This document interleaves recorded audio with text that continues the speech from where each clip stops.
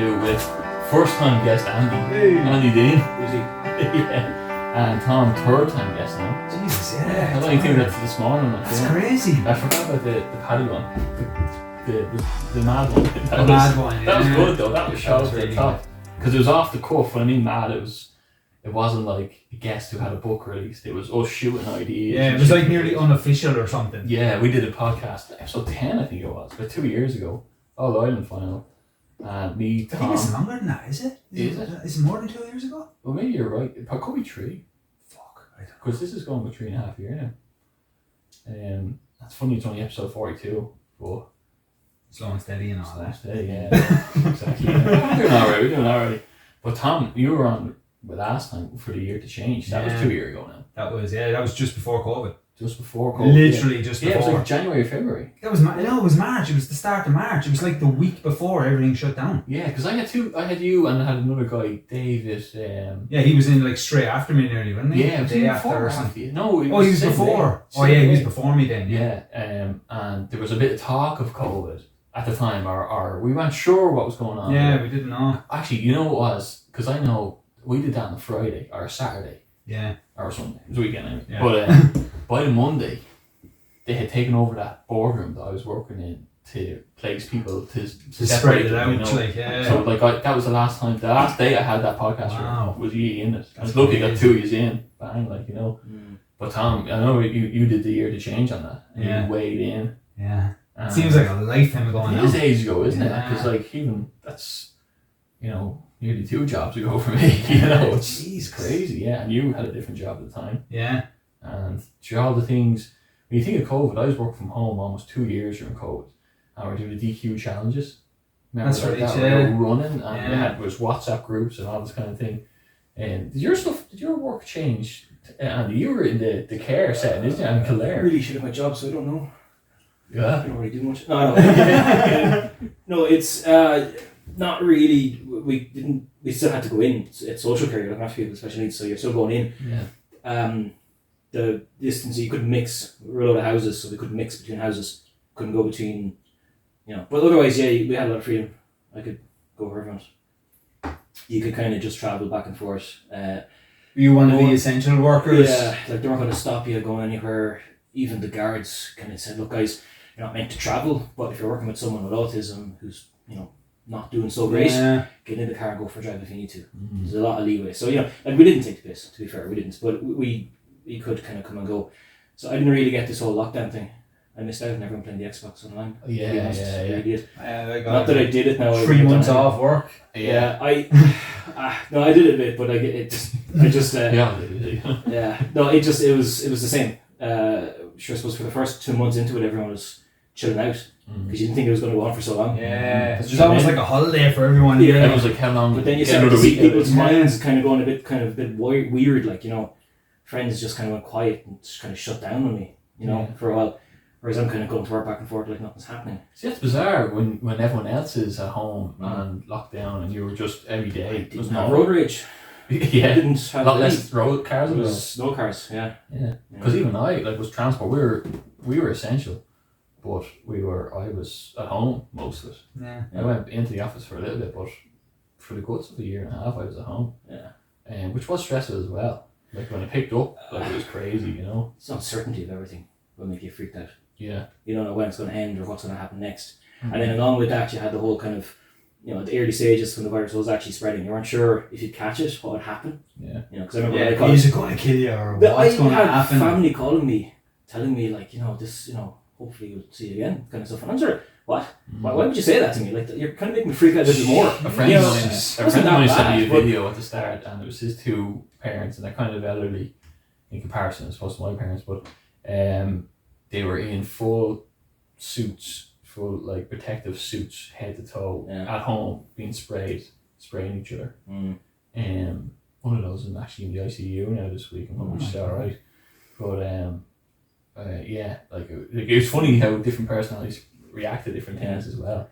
No, look, I mean, I had it, my family had it, we got off light, to be fair, but just, it was the fear of what other people were suffering, and you're panicking thinking, and sure, that made it worse, even though you weren't actually that sick. Yeah. Yeah. So, you know, Anyway, hopefully it's finished now and we can carry on. They're talking about new variants and everything coming out. Oh, This way, but like I'm just like, it's coming in. I heard a few weeks ago. Media shit. I heard a few weeks ago that mid-September's masks and December's lockdowns.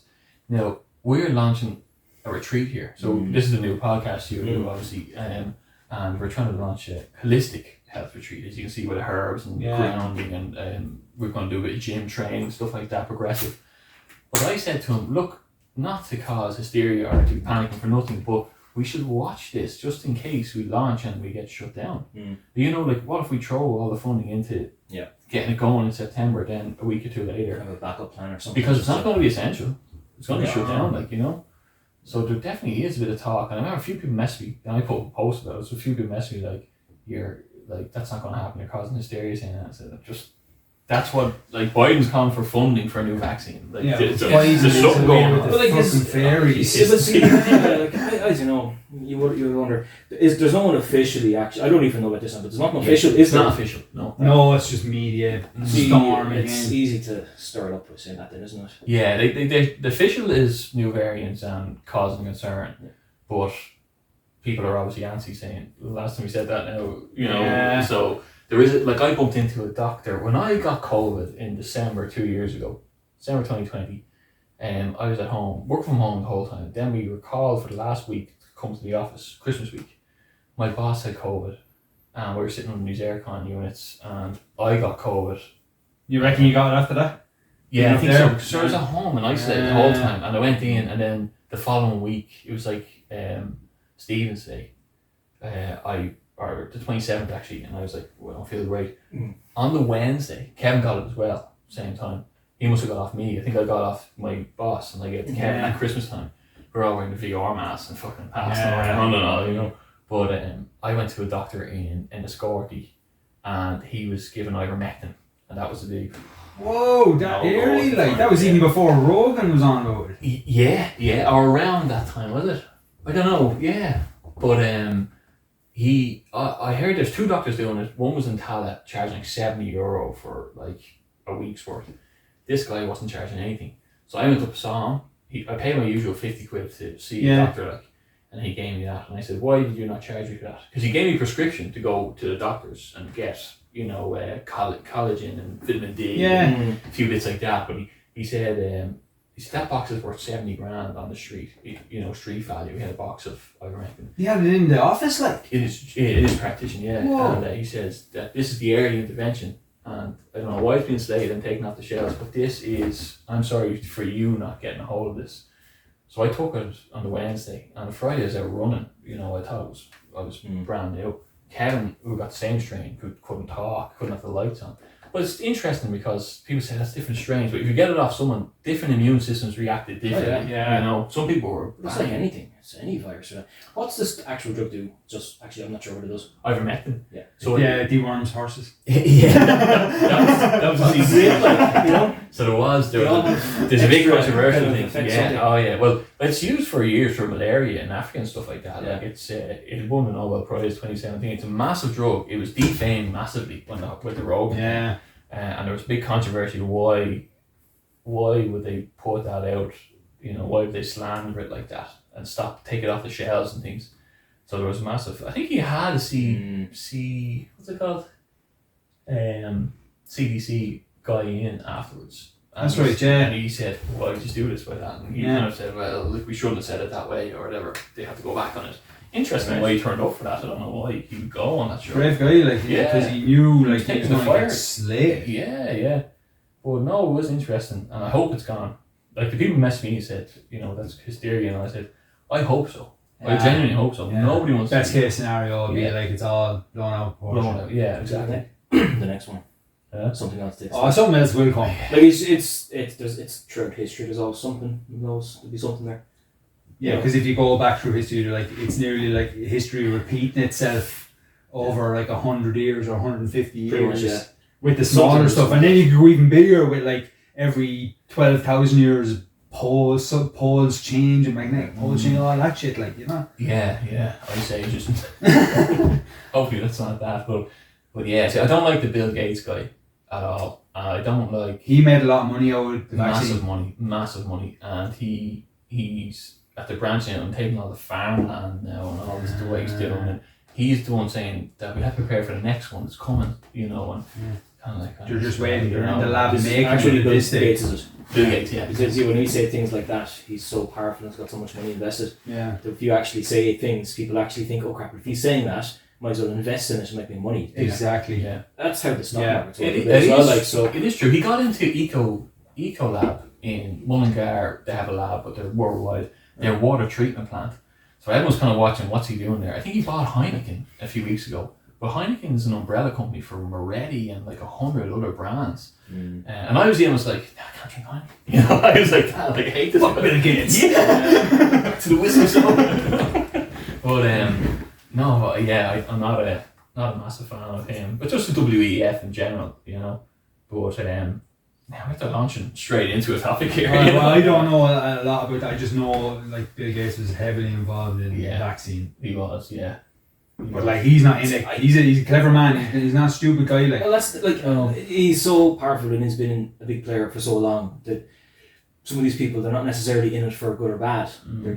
They've got stakeholders, they've got investments, and they're seeing where the money's flowing, and they're just making good investments. yes, You could say that there's a intention to be evil and do stuff and make things happen in a certain way, but maybe they just made an investment because they saw things going a certain they way. just catch a wave. Like They're in it for the money. It's just good business. You know, it's I not. think he is evil good business, intentions but behind he's maybe there is. I don't know. I think for him maybe there is because he knows that he's taking livelihoods off them farmers and they're making them emission charges so hard on especially the Dutch farmers that they have to forfeit their land. They're not even get to sell it.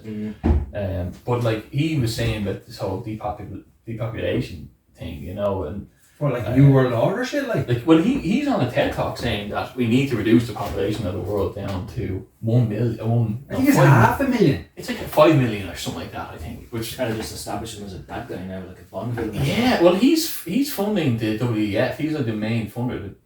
And people say, oh, there's a lot of philanthropy, but he gives to a lot of companies he's invested in. If we really look at it, but he's he like when he launched Windows, he also was caught.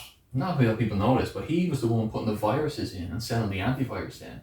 So he was creating the viruses. He was found by a court guilty of creating the viruses and then selling the antivirus. So that's the way he, you know, like he's out just taking money off you, I think, you know. Yeah. But Again, that's just standard business. Yeah, you don't get that rich by playing fair. Like. Yeah, like it just doesn't sound like it. Just sounds like in it for the money, greed Yeah. and power or whatever. But like I don't think he cares about people. You know, so like if anything dodgy coming out, But he has that front of like he's doing all for the betterment of the world and all this kind of crap. Like every company has some sort of a green section to their, you know, and they have to kind of be able to talk about this. yeah, It keeps them in with the governments and stuff, doesn't it? If you're able to say that you're looking after the environment, the government might give you some grants or tax breaks or something. But when you get that big, it's You know? like it stops being business and it becomes political. Like when you get that big. like the gas thing about the green is that, like, you know, they all fly to Davos to have their convention, all in private jets, you know. Oh, of tell course. you to buy a bag for life and Yeah. your 1.2 litre petrol car is the problem. Like, No, you can't use that plastic straw. Light a cigarette off with a bag of coke Fuck or off something with as well, your yeah. fucking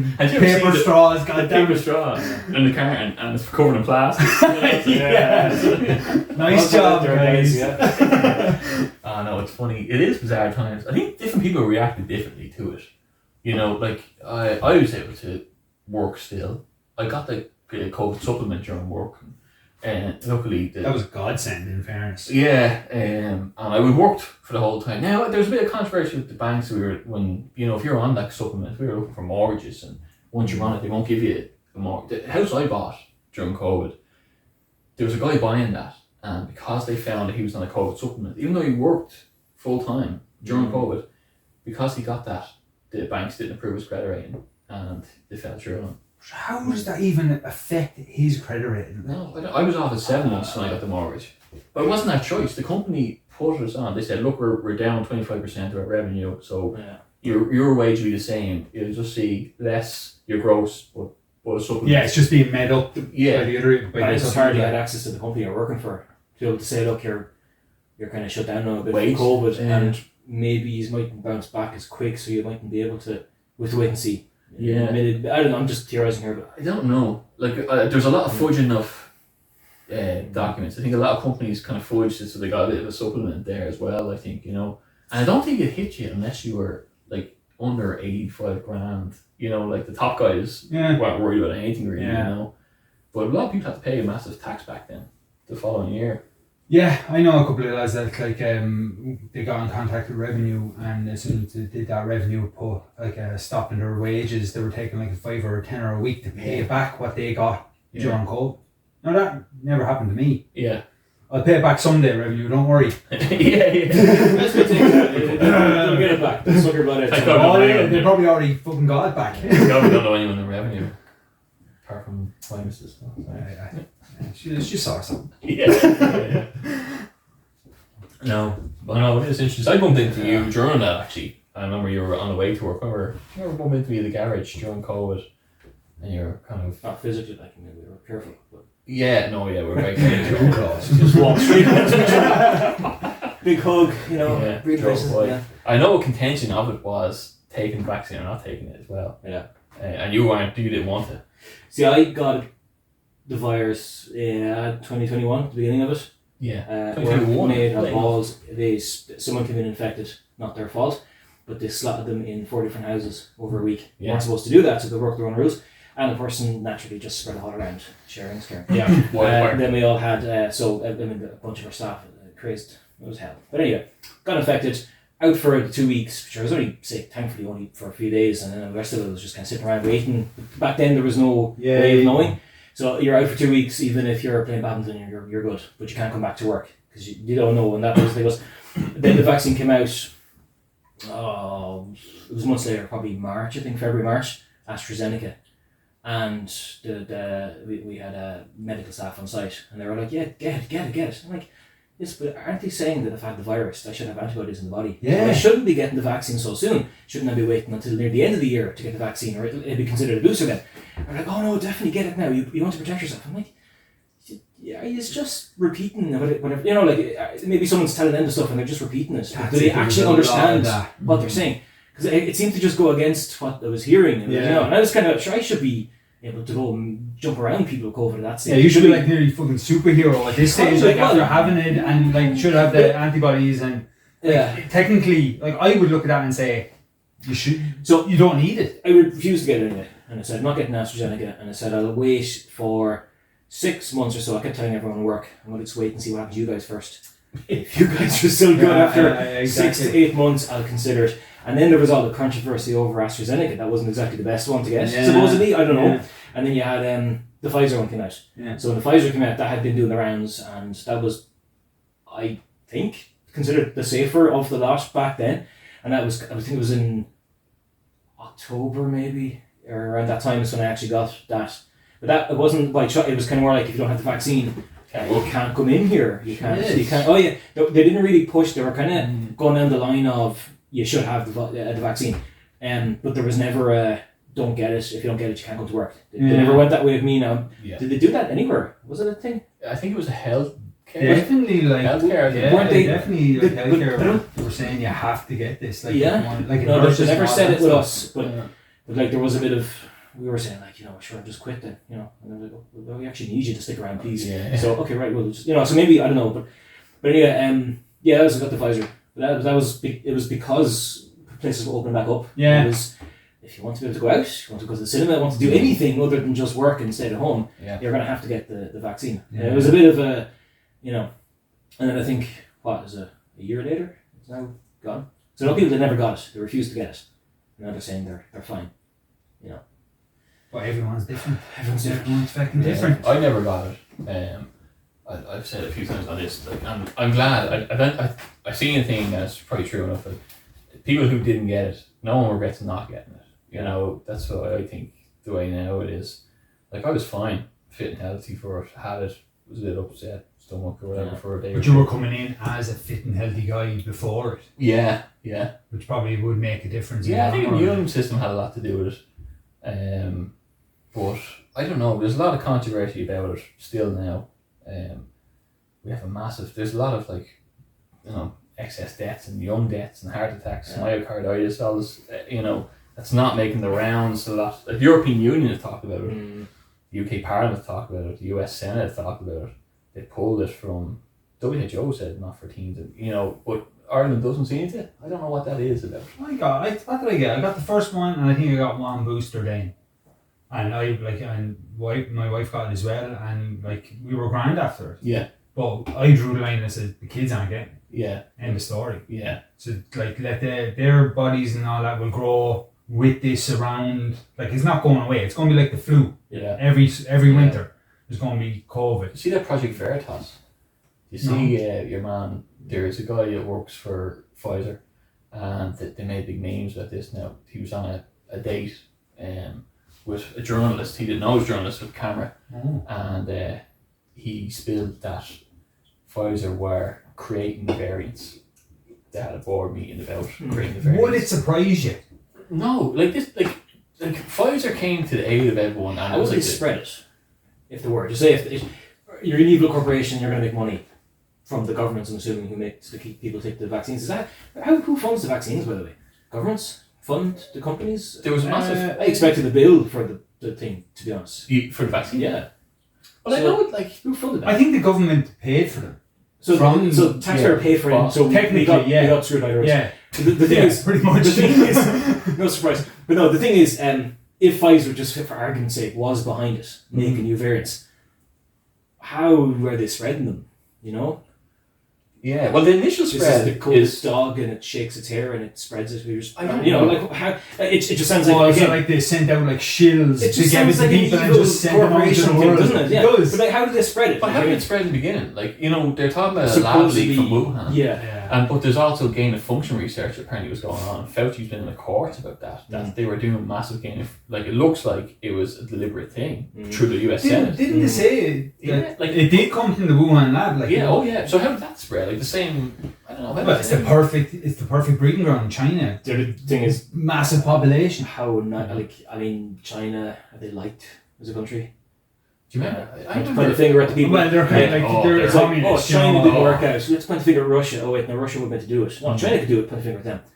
Or North Korea. It's France didn't make it. They're probably doing research. Spain didn't do it. Ireland didn't do it. They already used Germany for the World War, so they couldn't use them again. The thing is, they're pulling American people up on it. That and you have the whole Facebook in the courts because they're silencing qualified doctors who have a different opinion from the narrative. Absolutely insane. It shouldn't be allowed. My auntie, I can probably say this. My auntie this week was buying into the World Health Summit, and it was supposed to be how to strengthen your immune system. Dr. Peter McCullough was in it, who's been a big advocate of Dr. Robin Malone, who invented the mRNA technology. They all stood back and said, "This is not what we're for," and they got sacked and everything. But he was on Rogan, that Malone. But she bought £60 for the package to watch it online and to get all the booklets and PDFs, and her bank account got shut down and her Twitter got deleted. No way. This week, 3 days ago. No way. How do they have access to her bank account? Is that? And I'm not asking. I'm just saying that. But it's a question to consider. Are they that powerful, or I think so? You seen the US journal or the UK journalist 2 months ago? He was a presenter and went against the narrative. His bank account got cut off, and he's launching a big massive thing. All the people who support the truckers in Canada, all their bank accounts got frozen. Their personal bank account, their business bank account. Personal. How would you? Because so just say your job, you do your employers head in, and they go, "Oh, we're going to have you this guy. You're never going to give him a go." They can't just log into your bank account. They have to have ties and links with the actual bank to be able to say we're going to. So I don't know. Banks are meant to be private, but banks are shady out. They're in it for money. But Trudeau did that. The big truckers convoy 2 years ago. Yeah. Everyone who supported them went to the GoFundMe. All their bank accounts got frozen. It was massive. They couldn't believe the infringement on freedom. Imagine a government could get some sort of law involved, where the banks are approached, but the government has to pass a law to be able to say, for the interest of the people, freeze this person's account to stop them from doing something that's going to cause hell. Logically, that makes sense, doesn't it? Yeah. So, is that how they're getting around it? Maybe. How else can you freeze someone's account other than, and especially have they come out and said? Sorry, pretty bit off topic here, but have they come out and actually said the bank was frozen and here's the reason why? Trudeau is the Prime Minister of Canada. He froze it as a threat. He said directly, if you support these, We'll freeze He your said we assets. are freezing it, and people were like couldn't believe it, you know. But Trudeau That's was also mental. there's a guy called Klaus Schwab, and he's the president of WEF. So he had a class in 1992, the young global world leaders class, and he was the lecturer of it. And members of that class are Justin Trudeau, the UK, what's his name, the Indian guy, the Prime Minister. Rishi Sunak. Yeah. Our own Varadkar was a member in 1992. The guy in France. They're all, everyone who's elected now was all graduates of 1992 World Leaders Group in the same year. And it's just for the pandemic as well. Little So it's bell like, to ring when the conspiracy comes up. That is like ring a ding fucking ding. like That I is- have a lot of stuff on my TikTok. Like, see, if you go to WEF and go to just search Leo Varadkar, it comes up WEF doctor in Ireland, like, you know, from 1992 graduate and all. It's bizarre. Like, there is, I guess you have to have a lot of people on board to shut down narratives and to all be saying the same thing. Do you see that thing in Rogan where the man was showing the news articles and all the different news articles saying the exact same thing, Yep. word for word, Word for word. and there's like 50 of them. Like, Absolutely. you know, they're all crazy. given a page and they all pander to it. Like, it was bizarre. So I don't watch the news. I don't pay attention to media. It's tough, They have nothing good to say. Yeah, it is. Like, Yeah, that's news. People don't like to hear good things. I'd like to find a radio station that wasn't like that. You know, I said to Paddy recently, I was like, how much would it take to launch a national radio station? And you need to be fucking mass. That's the only thing. They'd shut you down in a heartbeat if you weren't playing to the rules. Would they? Yeah. Pirate radio. Yeah, that'd be it. Pirate radio. It's the only way you get into it. Like, Yeah. And you find, like, you know, you go through certain parts of Dublin, you pick up these random, real weird kind of stations and all. You don't want to be that one, like, you know, like, but like, that's stuff like, there was a lot of break off little newspapers and stuff like that, but they're, you know, you don't hear them either. But bizarre. Like, I just hope we don't go back to that. Like, the silencing is still going on, but as long as there's not a big, you know. no, once it came from like stay at home for 2 weeks and it'll be grand, and then people will not trust anyone again. Yeah, I think like there's a lot of people who died lonely in nursing homes, and there was a Yeah, lot of with no need probably. like it's It's inhumane nearly. The other thing was, like, you could cut on the whole road of saying big conspiracy and whatever, but there is the other side of it where the governments, maybe they're not as smart as we think they might be. Maybe they're just literally in the blank, and they're trying to think, well, Jesus, if I do this and it goes wrong, they could be, you know, pitchforks outside my house. Oh yeah. you wonder how There could be a bit of that too, and maybe they were just going with the play it safe, and it's better to have the country locked down hating me than it is to have the country running show and then like people dying more. They mightn't have known, like, you know, I'm not saying that, I'm sure there's a lot of them that aren't clued into what was really going on, and it was. But there was no one. Yeah, exactly. there was no There was no one stepping debate. up. I had a podcast which was very controversial, you know. I just defended the government right With- there. with- So, yeah. Nice one. Dr. Yeah. Dr. You're Finch. chill. I'm in the safer zone right now. yeah. The beam goes on. Direct laser. stop. Jesus. Go pay yourself in blue. No, but yeah, no. That's why you guys are staying away from the windows. Yeah, I'm in the corner here. Like, Here Bring it at me. do you think that was a camera? No, but what's this thing? Yeah, but the strange thing was they're all going to the same. Like, there was no debate had, and I know Varadkar was asked a few times, what about the excess deaths in young people? And you can see him in the Senate brushing it off, or not the Senate, in the Dáil. And it is a bizarre thing. I got annoyed with it, and I know a few people told me, you want to calm down with this a bit. I said, I don't think so, because we know, like, it's been pulled from the UK here because it wasn't safe for, you know, for women. They stopped taking it back for breastfeeding women at a certain point, and there was all these changes, and yet Ireland wasn't doing anything about it. And I just said that it's annoying me because kids are lining up to take this every day, and we're not getting the real information on it. And that's what riled me up. See, again, I'm not defending the government here, but I want to just say that Sounds like they Aaron. could not have known what was ever going to happen. Even if they were behind it and pushing it, they weren't, like, you can't be ever certain. If a vaccine is invented and you're pushing it on a mass people, you know, in the same year it's invented, you can never know the long-term effects of this is going to happen. So, like, they could only really estimate and do as many tests as they could. Not sure how they test stuff over time, I'm not sure, but they could only do so much, you know. So, like, they're probably thinking, if there is the slightest bit of risk this will affect certain people, maybe hold back. And I suppose if you are a pregnant mother, hard to know how it's going to affect the fetus. So until we know for certain, pull back, you know. So it might have been precaution But at the same point, they're thinking, push it out because it's better than nothing. Like it was the lingo I was hearing at work a lot was, get it, the vaccine, take it, because it's better than having nothing. Yeah. I'm kind of going, I'd rather take my chances. But they're still at the same time, they're saying, no, get something. Because if you get the virus, it shouldn't be as serious. You're kind of going, and then they use the big line as well. This is the bit I have problems. Get the virus and keep everyone else safe. Didn't understand that one. Get the virus, keep everyone else safe. That wasn't even an ad. It was sorry, apologies. Take it for get grandma. The vaccine. Oh, take the vaccine. Get the virus. Get the virus. Right, yeah. No, I get sorry. you. Yes. No, take the vaccine and keep everyone else safe. Mm. But if you get the vaccine, how does it stop you from keeping it? How do you keep anyone safe by being vaccinated? Because if you get the virus, even though you're vaccinated, you still have the virus. It's supposed to be less symptoms, but you're still getting it, and in theory, you're still passing it on. Yeah. Supposed to be less symptoms. Like we never saw any conclusive evidence that that's the case. Like Kevin got all his vaccines and I didn't get any. And when we got the same one, he was in bits and I was fine. Yeah. And Kevin was fit. As fit. And bizarre. Like the problem is, and we can say some conspiracy theories, but the fact of the numbers, like the VAERS studies, the vaccine adverse events report, like the triple vaccinated are the highest dead. Then next is the double vaccinated, then the single jab, and then the unvaccinated. That's the way the stats are. That is a cause for concern in itself. Why push another campaign then? Did you get it after you got vaccinated?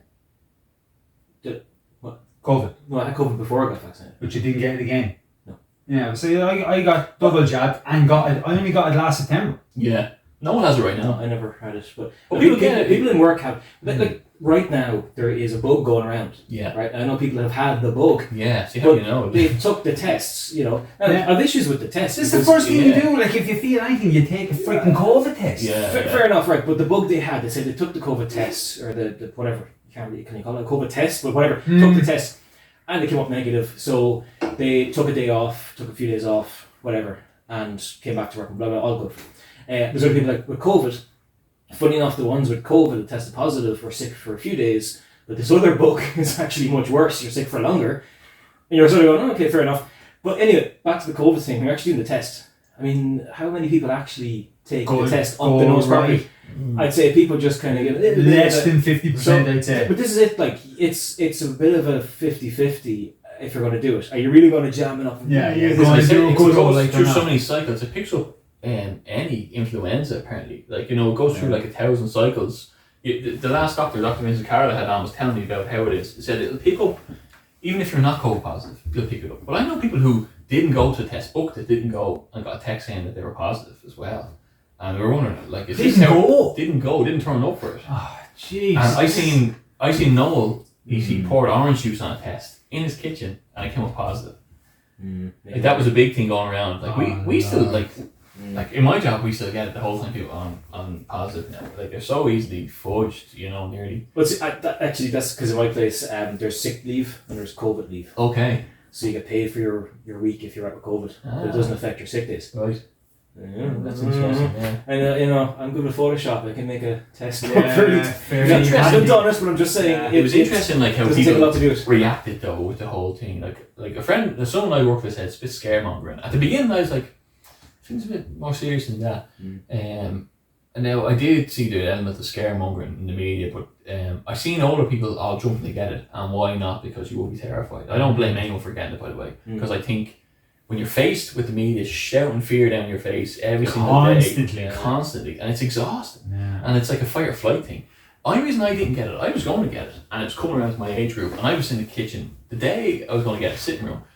Shireen's sister rang and said, we booked in, and the lines at the clearing here, so tell Anthony to come on down and get in. I had seen the day before that Dr. Anne McCluskey up in North had said that a lot of young people were coming in that got jabbed with symptoms, with issues with their heart, and she got suspended for saying that. And I thought that was very odd.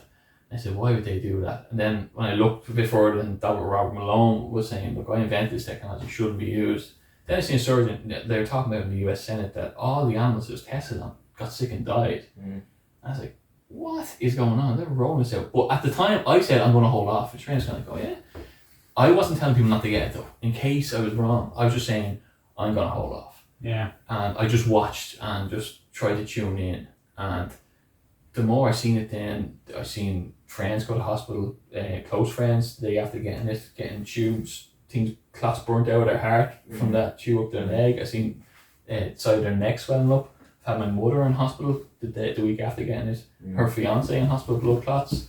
And people are like, that's conspiracy. It's like, there's a massive, there's a massive... Or it's like, I sit directly on the fence, like, was it the vaccine or was it just purely coincidence?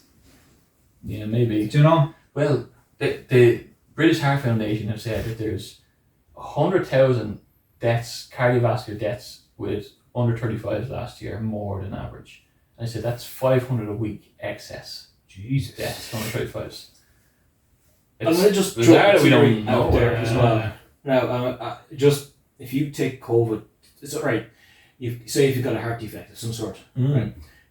Would it be fair to say that if that person is under severe stress, they're more likely to be affected?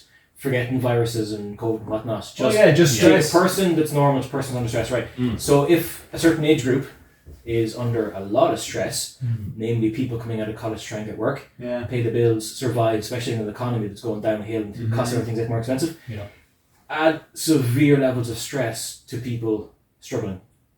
Oh yeah, it's bound to kill people. Stress alone. And I'm not saying that COVID, I'm not excusing, I'm saying there could be a link there, I don't know. But I'm just saying that there's other factors that we, there's an economy, I think the whole world's about to go flop with the economies right now. Everything's a bit tense. So you're looking at people suffering, even Ireland.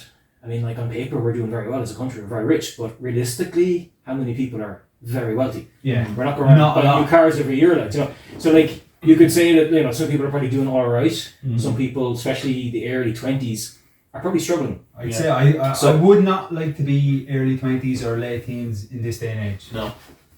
It's too bad. Unless you were rich. Unless you were rich. But I think that probably added to it a bit. But the friends I have now are all working people. Yeah. And easy kind of guys. I'm sure you wouldn't mind me saying, a good friend of mine who was at a wedding recently, in Carlow. I was groomsman now. But he super fit, has been playing football. Oh yeah. All his life. Yeah. Straight in, blood clot, burnt it out for inches legs. And then my mother and father, they're a different age group and they're in stuff like that. I don't know. It seems to be you see the graphs when it was introduced, the vaccine, and the death rates just go. Now there is death rates to suicide. I think lockdown really played a massive role on people's mental health. That was hard. Oh, it was and I think that's going to be the worst. I think there's people hearing that might come up and worrying again. There's people that haven't actually gotten through the mental scarring of the first lockdown. Yeah. There's I've friends that still haven't actually come back into the greater community in ways. They're still peaking up and down every now and again, but you're not actually seeing them regularly like you did beforehand. Yeah. So obviously they're affected. Yeah. It's a nasty thing, and I hope it doesn't come back. But it's interesting seeing, because some people, it was when you talk to someone about their beliefs, it was that personal to them. Yeah. It was like that when people got it or didn't get it. Yeah. People were kind of they kind of turned on each other a little bit, which I was a bit kind of You did see that though. There was a bit of that, and I think that it was a bit look, I remember early on me and you were talking about it. I think you shot me a message saying, look, we're not going to agree on this one. You said I had a feeling it wouldn't. I said, look, we won't fall out over it though. Yeah. It is what it is, but I'm annoyed with something going on here, and I'm going to pursue it because I think I waited 6 months for stuff to happen. I was like, if my friends and family start dropping this, I'm going to be pitchforks and burning down buildings. That's how I reacted. I was annoyed. I was angry, and I felt like there's a depopulation agenda. I really did. I think that was going for it, and I thought that this looks like a gain of function, deliberate leak. It looks like there's excess deaths across the world that they're not talking about for some reason. It's being pulled, but anyway. I hope it's not coming back.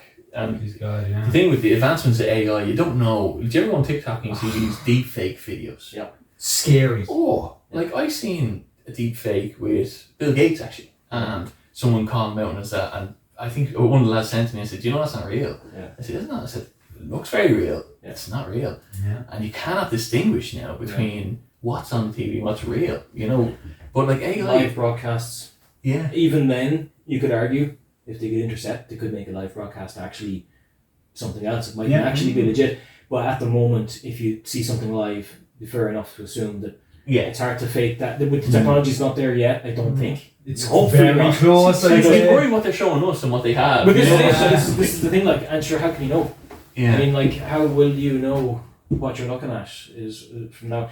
And then, actually, another thing I was actually thinking when this deepfake stuff came out.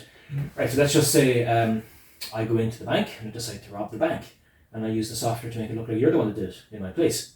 You know? Please don't do that. I'm not saying I'm not to do that. I'm not going to do that. But I'm just, my point It's is, quite possible. video footage that would land someone in prison being used as evidence Yeah. probably can't be trusted that easily anymore. You could argue and say, like, that, okay, did they have access to it in that sense? Maybe there's traces to see that it's actually not real. Maybe the AI has traces to say that yes, it is actually AI. But once you figure out how to get around that, yes, you could, you know, whatever, some unlawful deed or whatever, and you could use whoever, it doesn't matter who's in the video because they make it look like someone else. Yeah. And even all the better to make it look to be in the video because then when you change the face, it clearly looks like someone else. Yeah. How far? And then the big question then is, does that mean that video evidence, picture evidence, Well, is that's what out they're of the saying. question? They You said can't that use there it. for the first time ever in history. Video evidence may not be able to be used anymore in courts as of last month or something. Yeah. Like unless you have it like a street camera, you know, like then sure. But then Even it's then, just because right, if you're getting into big global conspiracies and powerful companies or whatever, it doesn't matter. doesn't matter. Yeah. I think the shock factor has gone out of people as well. We've seen so much because of like, you know, TikTok or YouTube or whatever like that. Like you see people getting thrown on the buses and, you know, like you just get dogs fed to crap. desensitized to all that And I stuff. think like as well there's no like anger to it either. Like you kind of watch something, you're like, that's crazy, that's mad. Where I think 10, 15 years ago it was like, what? That's a crazy scandal. Like, what? You know, like I think if it came out that like, Fragger did this, he was in collusion with this, that, and the other, people would be like, what? That's mad. They'll talk about it for about a day. There'll be a meme about it on WhatsApp, and then that'll be it. Back to work. No one gives a shit. Tomorrow's the next thing. We're not France. At least France, like they have a bit of balls. I think They to do. stand up for You have themselves, to look you know? up to France. Like they like once they have something that they don't like, they are. Let's take this down. Yeah, you see, there was crazy videos of France earlier this year, and no one was talking about it. No It was like one. millions on the street, like Yeah, destroying but if you places. turn on the news and it's like the Irish news or whatever, and there's not a word about it. I walked through it, the yellow bits. Do you remember when they upped the price of diesel? Yes, in France. Yeah. I just happened to be in the city at the time. Of course, having our cup of tea or coffee, whatever the hell it was, in the restaurant, and you could hear the smoke bombs going off. We were thinking it's a car or whatever, and you see people running, we're like, oh crap, maybe we should be doing something. We actually left the hotel, was there a friend? And when we left the hotel, we looked at the TVs, and we saw, like, protests and masses. We're like kind of going, just very ignorant of this, but we're like, geez, that must be somewhere part of the world. Not here anyway. You never assume it's where you are. And we just casually carried on the day. It was around December, I think, Christmas time, or coming to Christmas time. And then like it was the riot gear, you know, their arms, like they're proper armed. Yeah. And to see them surrendering, you're sort of going, wow, that's something seeing else. them Like, backing up. I was like, whoa. they are balaclavas, they're fucking, they're a big riot shield of guns. Like, you know, they're superhero. And I was proper I armed. was delighted. I was like, power to the Yeah. you know, because like in a way, I know like, you know, some movements are ill-founded, but you know, the governments are set up to serve the people. Like, you know, they become a whole That's what different they're thing. supposed to be. Yeah, like I know it's not the case, but and I know it can be extreme and violent, and there could be kids in that area and all this kind of thing. But what do you do? I don't know. What they actually did when I was there was they started to close down the what do you call that, trains going in and out of the city. The Transport. no, what do you call it? I was going to say Metro. Lewis. Metro. No, it's not Lewis. No. No, but anyway, they started to bottleneck the protesters. So as the protesters started to leave the centre near the Arc of Triumph, as they started to leave, it was kind of a bottleneck, shut off the trains, force them into a certain way, and then capture the violent ones, the bad ones. Yeah. You know, whereas the rest, Really? if they just disperse, let them go. But if they're causing hell, stop it. You know. And then the very next day, you had the Prime Minister. I think it's the same guy still, isn't it? Yeah. That's the Prime Minister. Trudeau. No, that's the French Trudeau. one. You know, I was trying to think of his name. I can't think of his name anyway, but him doing a speech as they were using acid to try and burn the graffiti off the buildings. Yeah. And they tried their best to put it back. And to be fair, in a day, you know, they had the street back to the way it was. Yeah. You'd almost nearly think nothing Really? happened. Wow. insane. That was crazy. That was done that fast. I mean, like, we actually walked down the street. They had certain shops were closed off because the glasses got broken, whatever, and it was getting fixed. It wasn't like board it up and come back to it whenever, you know, it was like, by tomorrow, this will be good to go. You know, it reminds me of, I seen Wow. a post, it was like from Hiroshima, you know, when they dropped the A-bomb, and it was like an old man with walking stick, just his shadow imprint from the bomb. Yeah. It's like, whoa, you know, scary. That's like people have access to them bombs, man. They're there. And they still feel the repercussions there in areas Yeah. like Japan from that. Like, Yeah. But like, imagine that happening. Imagine your country doing that, like bombing a whole city. Like, you know, It's like even if you use the word bomb, it's not even. It doesn't explain it. Nuke. They nuked the mushroom cloud. Like, you know, oh wow, like yeah, crazy. Like, and that's nearly. That's how Mazda made their name, actually. You know, Mazda are a little pickup truck service, and they started bringing up and down supplies to people in the pickup trucks, and they just became a kind of family-run kind of company, a small town company, Jesus. and that's how they made. That's how they came up. Like, what's mad? So no nuke, no Mazda. No nuke, no Mazda. No. Jesus. My last Mazda nuked in the engine. My last one sitting outside still. The thing is, like, if you're a country, you want to set an example to show that you have this kind of level of power. Somebody somewhere has to show it off in some way at some time to let people know what's possible. Yeah, we have this. And it just happens to be them. Well, let me throw this If at you it then. didn't happen, it would have been somewhere else at some other point. It was. Do you think that still then flexes go with the whole space rush? Like, Yes. I know there's a conspiracy over it was filmed in Hollywood, or where America just making sure they were the first there to do it, because to just say we are ahead with technology, we have our, you know. Well, the more you see of images in the moon landing, the more you're like, what the fuck? No way, that's not real. That's not the moon. India there right now. India, the South Pole So, of it. like, I mean, if the gravity's different than what the Americans said, you know, or if there's I think you can see the flag. I don't know. Yeah, no, but just, you know, if what their videos, I haven't actually looked at them anyway, but if they're starting to show a different set of physics, There was a than lot what of the American ones showed. There's a lot of worrying things about the Indian ones as well. Now, I don't have a strong enough opinion on this. I can be persuaded either way. Yeah. I haven't looked into it enough. I have looked into it, like anyone has. Go down the YouTube rabbit hole, but I don't know. I couldn't say for certain. I couldn't. There is a lot, like, you can see if, like, people are saying it looks like they're getting pulled up, you know, when they fall to their knees, but, like, we don't know necessarily the way it works. Like, you know? this the moon landing. Yeah. I don't know. I've watched documentaries on it, and I kind of get the vibe of its own. Personal opinion, I'd say they made it to the moon, but the video footage of what they got possibly was crap. Okay. Or they could have fallen around, or they could have even at one stage said, "Oh Jesus, guys, this thing's not starting. We are screwed." And you know, they could have had arguments, whatever. And then they got back to Earth and went, "That's right. I can't show this to the world because it's a bit embarrassing. Maybe if we set up a studio and redo it and do it." That's not a bad show, actually. Could be. You wouldn't know. It's just, but I'd be interested to see, like, watch what India's video footage looks like, and compare it to the moon landing, to see how similar the physics are. Does the same way? Yeah, like there's like the flags. Was it like there's not supposed to be a breeze or something, isn't it? The flag was flapping. There shouldn't. Yeah, true. Yeah, this is this. But the thing is, they're on the different side. They're on the dark side of the moon. Scary. India. Yeah, they're their side of the planet. The moon. They're not. Oh, they should have images And of the moon. It's a quarter the size of Earth, so it's not like you can just. Do a few hours. It's a bit of a train over. So but I mean, I don't know. Supposedly, you can do an experiment to bounce a laser beam off some part of the moon. I understand that correctly, to prove that there is something man-made up there. Right. But I don't know. Oh, like a glass or something like. I thought it was something to do with a laser. There was an experiment to do it. Then again, actually, I'm thinking I might have seen that in Big Bang Theory. Pinch of salt. What I just said there. I don't know. But the thing is, anyway, if there is any sort of experiment to prove it.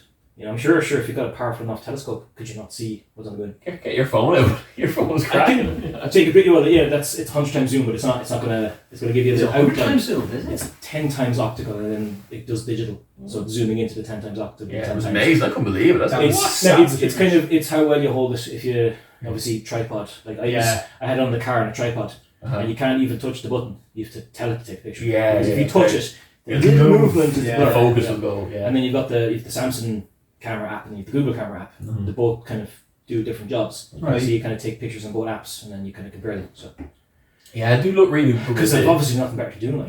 yeah. Well, I love that stuff. I know there was a massive blue moon they called it yesterday. Yeah. I messed up. I do always like I love living in the country because I go out there, look at that, and she does like. Not the same though. It is. There's something about the It is moon. interesting, but even the stars. Oh, if you have a little, clear night, like you have a pain in your neck from looking up. yeah, it's class. But like I went out 2 nights ago. I heard about this blue moon, and I read it in bed. I said, "Like this," and I went out. Boxers, ran out to the back garden, and we saw, no socks, nothing, just bare feet out into the grass, looked up, and it's a big moon, full moon. Yeah. I was like, that's deadly, yeah, it kind of looks the same as whenever. Then I was in bed last night, it was like, it's actually tonight, and I was like, yeah, I can't pick it up.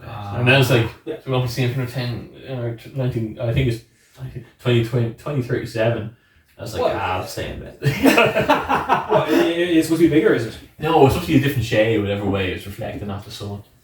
Oh, okay. Because it's the atmosphere. The moon never comes closer to the planet. Some people think it does. Yeah. I think it gets bigger because it comes closer. It's just the atmosphere magnifies it in certain ways. Yeah. It's almost the same distance away from the planet. No, it goes further from the planet every year by like 2 inches. Yeah. Probably drip. Yeah, okay, drifted, but it doesn't come closer or go further no. away, and you're kind of freaking out of the dip, like, you know. Yeah. That's why they say it's strange, like, because when you think back, like, it seems like the trajectory they're trying to figure out of the moon has always been pushing away from the Earth day by day, year by year.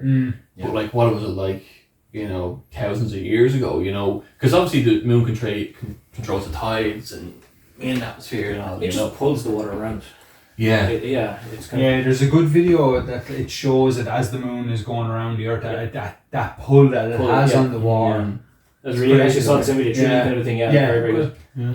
Then is the planet moving away from the sun? Is that all the planets will be gradually shifting away ever so slightly? Well, everything's moving in the universe. Do you ever see, it's like, if people think that's like this, it's all circling, yeah, but it's all shooting like that. It's all, yeah, it's amazing. It's crazy. It's hundreds of thousands of miles an hour. It's shooting through, like, it's bizarre. Like right now, it seems like everything is still, but in, like, if you were to zoom out in space, we are fucking flying. Yeah. Crazy. Bizarre idea, isn't it, you know? Except for the direct centre of the universe. But where is the direct Oh, center of the it's universe? It's like Earth. I only literally watched a video. Absolutely. Only literally watched a video on this the other day, and it's like, where's like the center? What's it? A Brian Cox video? I'm not sure. But it was one of these late night YouTube fucking journeys. But it was like, where's the center of the universe? I'm like, yeah, okay. I have no idea where the center is. It the Big Bang? And then like he was like saying that technically everywhere is the center because it's expanding from everywhere. It's not just expanding from the edge. Everything is expanding. I get what he's saying, or whoever's, I know. But no, but like even then, the Big Bang is supposedly, you know, has an origin point. Then they're saying, like, what happens if there was more than one? So there is no real center. If 2 Big Bangs happens, how can you say the center of our universe, our known universe, might be in a certain spot? Yeah. But then another universe which may overlap ours in time. We don't even know how big ours is. Like they say they can see to the edge of the universe, but I don't know how the fuck they can do it. They say it's like peering back in time as well. Well, yeah, they can like see the James the edge Webb of the observable universe. I don't think they can see the edge. Yes. They can never really know. Yeah, because it comes to a point where that's all we can see and the rest is just black. Yeah. The James Webb, I was looking at something on that actually today maybe, because they're talking again about they think there's a planet like Earth in our Planet X or whatever. Yeah, well, this comes up. This has been going on for years, though. You know. But the orbit, there's like what they're going on about the orbit of that is like that. It's a ginormous planet, but like no one's ever seen it. Yeah. Like, but they're saying there's a gravitational pull there that would have been left by something of that size. Such a complicated science as well. It's when you dip in and out of it, you're only getting half of what's or not even half of what's going on. But like, it's so like I think this stuff that's amazing about Earth, and like obviously it's fine tuned for us, to live our oxygen levels, and or we're fine tuned for it. Maybe, yeah, but there is like where are we placed here? There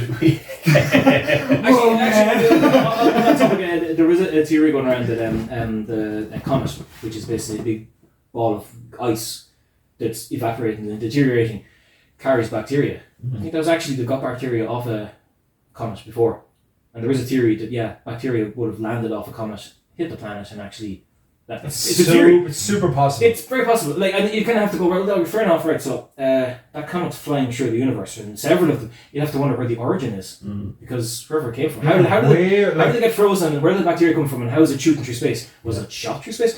But even then, all the planets it could come in contact with, does that mean that there's a bunch of other planets with similar like, I mean, obviously you evolve if you want to go down that road. But you know, whatever environment you're in, you change to suit the environment.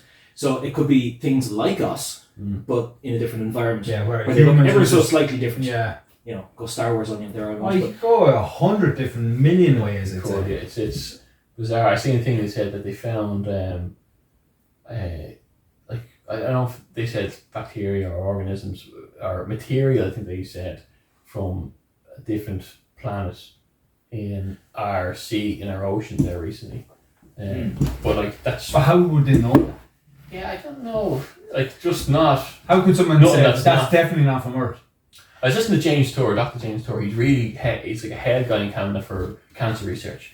And he's developed these mini bots that go into your blood vessels, and they, instead of chemo where it tries... It's like nanotechnology. Yeah, but it only attacks the bad cells. Yeah. Rather than chemo taking out a whole heap of them. Yeah. But he's a big time Christian, so and a creationist, so he believes that there's no way, he's a biologist, and he says there's no way that you could have had the formulations of life to come together. You know, the origins of life. He reckons that there's peptides and there's RNA, there's sugar, which is the carbs, and there is lipids. And he says, like, even to arrange them correctly, we can't do it. Like, there's origin of life science, like labs trying to redo this in perfect conditions. But how it would replicate or eat, you know, just even if it happened. On that, and again, I'm kind of having a go at this. It's just my own opinion. Right, let's just say we could be just here as a result of a fluke. It could be just chance. If you get a big box of Lego, you know the big plates of the Lego bases. Yeah. Put that on the table and start dropping Lego on it. What's the chances that one of them is going to stick onto the thing perfectly? Slim and none. But one will eventually, if you keep throwing them out. Yeah. How long is it going to take though? But how long is the Earth? How long is the Earth here? But do you see the probability calculations are astronomical. Absolutely. It's way worse than Lego. It's kind of more like nature just keeps trying until it happens. Maybe. I don't know. But because even if it did happen, how would it find something to reproduce with then? Like, would it have to be another astronomical, and then what to eat? And reproduction was just diversity. Bacteria wouldn't need to, it would reproduce differently. But like, would it have to eventually reproduce? Yeah, but like bacteria spreads. Yeah, it finds a food source and it spreads. It changes to find the food source and spreads. But to survive, I suppose, like it for feeds on whatever offspring. Whatever considers food. It changes to suit whatever. This Okay. is where you could argue, but so you're saying it has no lifespan? Different types of bacteria, but just say if bacteria, for argument's sake, was to land from outer space, hits the planet, it will either die or find something to feed off. And when it feeds off something, it replicates. That's what it does. And it gradually grows. So when it finds that food source, like you're talking millions of years where it keeps growing and it grows, and all of a sudden you have these little tiny blurs of things moving, tiny insect things, which gradually keep growing into bigger things. And eventually, millions of years later, you get something that can move. You know, it's just evolution, though. Pretty much. You know, you could argue and say that it seems like there's a religious background. It's something. Well, you could say evolution is a guided force because this is it. Serving a purpose. Kind of is, but it's just nature tries every angle. See, when people say nature, I think sometimes it's like they superimpose like the word nature and Mother Nature. You know, people who aren't spiritual or don't believe in things would say, "Yeah, Mother Nature will always choose this, that, the other, or will always find a way to do that." So it's kind of like. More like it's just the forces of nature that are constantly in motion. Maybe it's universal force. Like quantum physics recently have said that there's 67% probability of a god because it's the same universal energy. That's high fucking numbers. Pretty high. It's a universal energy that most probably created a Big Bang. Yeah. But now what that is, we probably can't concept what it is. Maybe we call it like. Yeah, but like we're saying, there could have been multiple Big Bangs. Like, how do we know there was just one? Yeah. Yeah. Well, that's the beginning of our time. Or who's to say they say that there wasn't time before the Big Bang? Yeah. Well, in theory, if there was two Big Bangs and one happens a bit before the other, one Big Bang from one point of view, you know, if you're the second Big Bang, you could say before time began, this one existed. You know, so you kind of perception of time gets a bit weird as well. Fucking hell. And then if you're doing want to go weird on it, you could say that time is looped in ways where you can travel through time. That gets really trippy as well. But what if everything is just in a repetitive circle? It could be. You know, There's there's the theory Big once- Bang, everything plays out and everything turns to nothing, There- and then was at it- that instant when everything becomes nothing, everything becomes everything again, Yeah. like a black hole. It was the theory that the universe collapses in on itself. So it blows, expands so much, reaches its final point of stretching almost, then falls back on itself, reverses, then happens again. And based on that theory, we're redoing this whole thing for millions of times. Infinitely. This conversation we've already had. Infinitely, in based on that theory, yeah. different number of It ways. makes life kind of meaningless in ways when you think it's just a loop. But it could be, you wouldn't know. It could be like the theories, you know, there's theories of science project for all we simulation, know. and, So, you know, all these kind of things. I some don't alien really, race just having a go, Yeah. making the universe expand and collapse. See, Just simulation, for penance on our school cover. the simulation We never don't know. got me, you That's know, all it could be. because We're just a science project. We could be. You don't know. You might as well throw random theories out there because you never know. You can never know for you sure. can't the, see. the problem with it is that anyone can throw up any idea and it could always be We don't true. know enough to ever. Yeah, but that's it. As long as you're a person that throws out an idea and you'd be like, if someone counteracts that idea, you'd be like, oh yeah, but not fucking fighting. See, it's like, you know? improvable if it's Yeah. a theory like that, Yeah. you know. It's like, well, why are you arguing me of something you can't prove is wrong Yeah. or you can't prove is right? Like, I'm interested in Origin Life because they're trying to replicate what happened and trying to have the odds stacked out, and Yeah. they're saying like probability, like it is, you know, and it's all probability games, and it's too tough to know as well, like, Yeah. you know, to hinge on different people go different ways for different reasons, you know. I don't think anyone casts all their faith on what happened, you know, at the Big Bang, you know. But no, it's interesting stuff though. But they because say they're all that like there's a theory. I don't know whether you call it like a but they say that full of theories now. they say, I'm rare. It's the way it goes, yeah. But that what is it that yoke in Geneva? Is it that large? Darn. Oh Darn. yeah. But they say they say that the first time they fired that up, destroyed our universe. We are a kinked off version of our previous universe prior to that being fired. In theory, every decision you make in life creates another spiral universe because you always have the left and That's right way option. too deep. Sorry, just throw it out there. So Gotta you keep could it say straight. that you're just a version of a consciousness of a version of yourself Yeah. traveling through the multiverse. Every possibility has to exist. Well, within reason, but like you know, you come to a crossroads and you don't know where you are. You can go left or go right. Which way do you go? Yeah. Well, both options have to exist before you pick an option. So both universes have to be It's possible. like fucking Schrodinger's cat. Yeah, it's pretty much that. Yeah, it's where you, and then the theory is when you pick a direction, you collapse the other. Both universes are in theory possible until you pick a decision, Yeah. and then it comes into the observer effect. Yes, so technically doesn't exist until you make that decision. Both exist and don't exist at the same time Yes. until you actually Of course. pick a decision. Yeah, Yeah. but the same can be said for like, all right, so if there's a different version of you making equal or opposite decisions throughout life, Yeah. is that not creating multiversal universes every time we Infinitely. possibilities? Yeah. Like what I'm about to say next, Yeah. I could decide to say it one way or another. Yeah. So both versions have to be possible. You know, until I actually say one, and then you could say, but even then you could say maybe you're just nothing more than a consciousness moving through the infinite version of realities. You don't know. You never know. You don't You never know. It's just Like my thoughts on it is that like there's one universe, and like if when we decide to do certain things, that's the way the universe is going. Everyone's making the decisions, and you know people can't travel back and forth through time. So as far as we know, we can't. So whatever everyone's decision, it's just the way the universe is going, and that's the fact of it, second by second. But I do think there's different planes like 2D and 3D, and you know it could be more. I don't know. Like there's like obviously like there's some things that exist that we just take for granted, like gravity. We can't see it; it's there, but it's a law, obviously. Of like there's the cosmos is governed by certain laws, centrifugal force and gravity, and these are pre-came with it, and they work very well. Obviously, Yeah, but you wouldn't have a universe as we know it without The physics. thing is, Yeah. if you're an insect crawling up a tree, the tree is the ground as far as you're concerned. You can't see around the tree.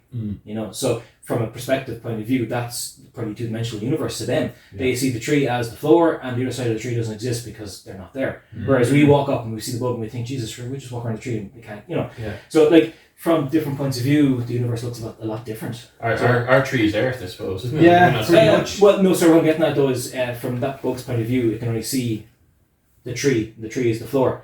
You know, then a three-dimensional view means you can see the tree as a cylindrical thing. You can see around it. Well, I guess Four-dimensional thing, you can start to see time. Five-dimensional, you can start to move through time. That's now in science, that's considered the way things go. Yeah. So we're in the third dimension. We're aware of the fourth dimension, which is time. So we know about yesterday, and we can theorize about tomorrow. If you're in the fourth dimension, if you're a fourth dimensional being, in theory, Yeah. you can actually see yesterday, today, and tomorrow all as one. Yeah. Which means time is linear, and you can actually see it. Mm. And then if you're fifth dimensional, sorry, no, I'll stop in a second. Fifth dimensional is where you've actually got control over it. Yeah. And you see, time travel at that point, forget about the physics of making it happening. Mm. You just move through time as you will. It's like energy doesn't age. And if you're an energy being, you can move through time differently. It's like Yeah. But I'll end it there. But I'm just saying that that's when it comes to dimensional things. Yeah. Then you get to Like different Interstellar. planes of existence. Yeah. Interstellar was where the gravitational forces of planets change time in a sense. Yeah. The stronger the gravity, the faster time moves. Einstein why did that. time I just think is- it's true, isn't it? Yeah, it's the satellites in space have to be reset every day. The pyramids of the Earth have so much gravity. Time moves just a little bit faster there than the other parts of the world. Time at the equator moves a bit faster than on the North and South Pole. Mhm. But in space, anyway, satellites have to be. It's atomic Calibrated, clocks. They've got to be calibrated every day because they're a little bit further away from the gravitational pull of the planet, and actually time moves that So they little go out of sync, like by a fraction of a second. yeah. What do you think That's about what I the, like, it also sounds like, you never hear people talking about ayahuasca and trips like that where they, you know, it's similar to near-death experiences because Yeah. they do this John Hopkins College in university in America do a lot of studies on the psilocybin, and they said they have massive impacts on when they're given certain dosage, controlled dosage. Yeah. The wiring of their brain circuits are fused much better, and they say it's a life-altering effect. One of the top 5 they've ever gone through, and it can change someone from smoking to non-smoker. Yeah. Like I know someone who went completely vegan after one. Like, you know, that was it. But you know, you often hear people saying that they saw, you know, time as a universe and It's like they always come to this entity or something that they don't know. They can feel it. Yeah, They can't necessarily it's not see it. quantifiable. Like, it's not like you can't measure someone going through it. You can measure brain waves. Yeah. So just on that, it's a bit kind of related to it. There was an experiment done. I forget where it was done. Oh God, it was years ago when I was in studying to actually come across this. It was a helmet placed on people where you can't hear sound, you can't see anything. Familiar with it? Core and helmet, yeah. And you pass a current through the helmet. Mhm. Yeah, That's talked right, about this yeah. before. Yeah. Yeah. Different people from different backgrounds see different things. Mm. Some people see Jesus, hear Jesus. Some will see their family, friends, their past, love, With relatives. just the current being put through this Just the helmet. current passed through the brain, so the brain's also getting altered. But it's their background and belief system will dictate who and what they see. And they start having conversations, Shit. actual full-on conversations with researchers who are going like, Jesus. Now, I didn't see that same finding. I saw that a lot of people saw similar things regardless of. Some people saw aliens, some people saw religious figures. I've heard that a lot of people, even atheists, saw religious figures. Well, I say that when they put it in black rooms, See, they, aliens could be religious deep they down. also nicknamed it the God helmet Yeah. because people are seeing a certain figures. Yeah. You know, that's the nickname of it. The purpose of it, they were scanning the brain. They're still trying to find consciousness. They cannot locate that in the brain. Galileo Even in did the away. Yeah, is it out around us or whatever? Like, you know, let alone the subconscious. But Galileo took it out of science because they're spending too much time on it. He said we won't advance if we keep spending our time on this. Oh, so just stick a pin in it for now, like. Well, that's what they did. You know, Or didn't have enough science to but that's what they were tracking. test And it in any way. it sounds like a magnetic wavelength from one to the other. It's like, you know, your headphones do the same thing. Obviously not to the same frequency or anything like that, but it's wavelengths, you know, as well. Oh, it's like them new ones that like they don't exactly go into your ears, but they just go there and the vibrations in your bones. I know the one from Yeah, I the don't ear know of music. I don't know if that's tried related. them. And this was a scam. Like, I've seen a TED talk on people putting a helmet on and moving a cursor around the screen. You ever see that? Like, it's pretty interesting because it's They're actually interacting with the computer moving. yeah, and their hands. People who I see don't that. have function, people paralyzed are moving their hands, and you And know that's going to be the next thing. that's the next thing. Which These is people cool. standing up from Yeah, wheelchairs. that's cool. That's an interesting, good way to go. Yeah, Is that good Neuralink? way to go. Is that Neuralink? Neuralink is just literally the brain, isn't it? Like it's for the nervous Before we even get system. onto this, actually, can I just say about the helmet we were talking about there?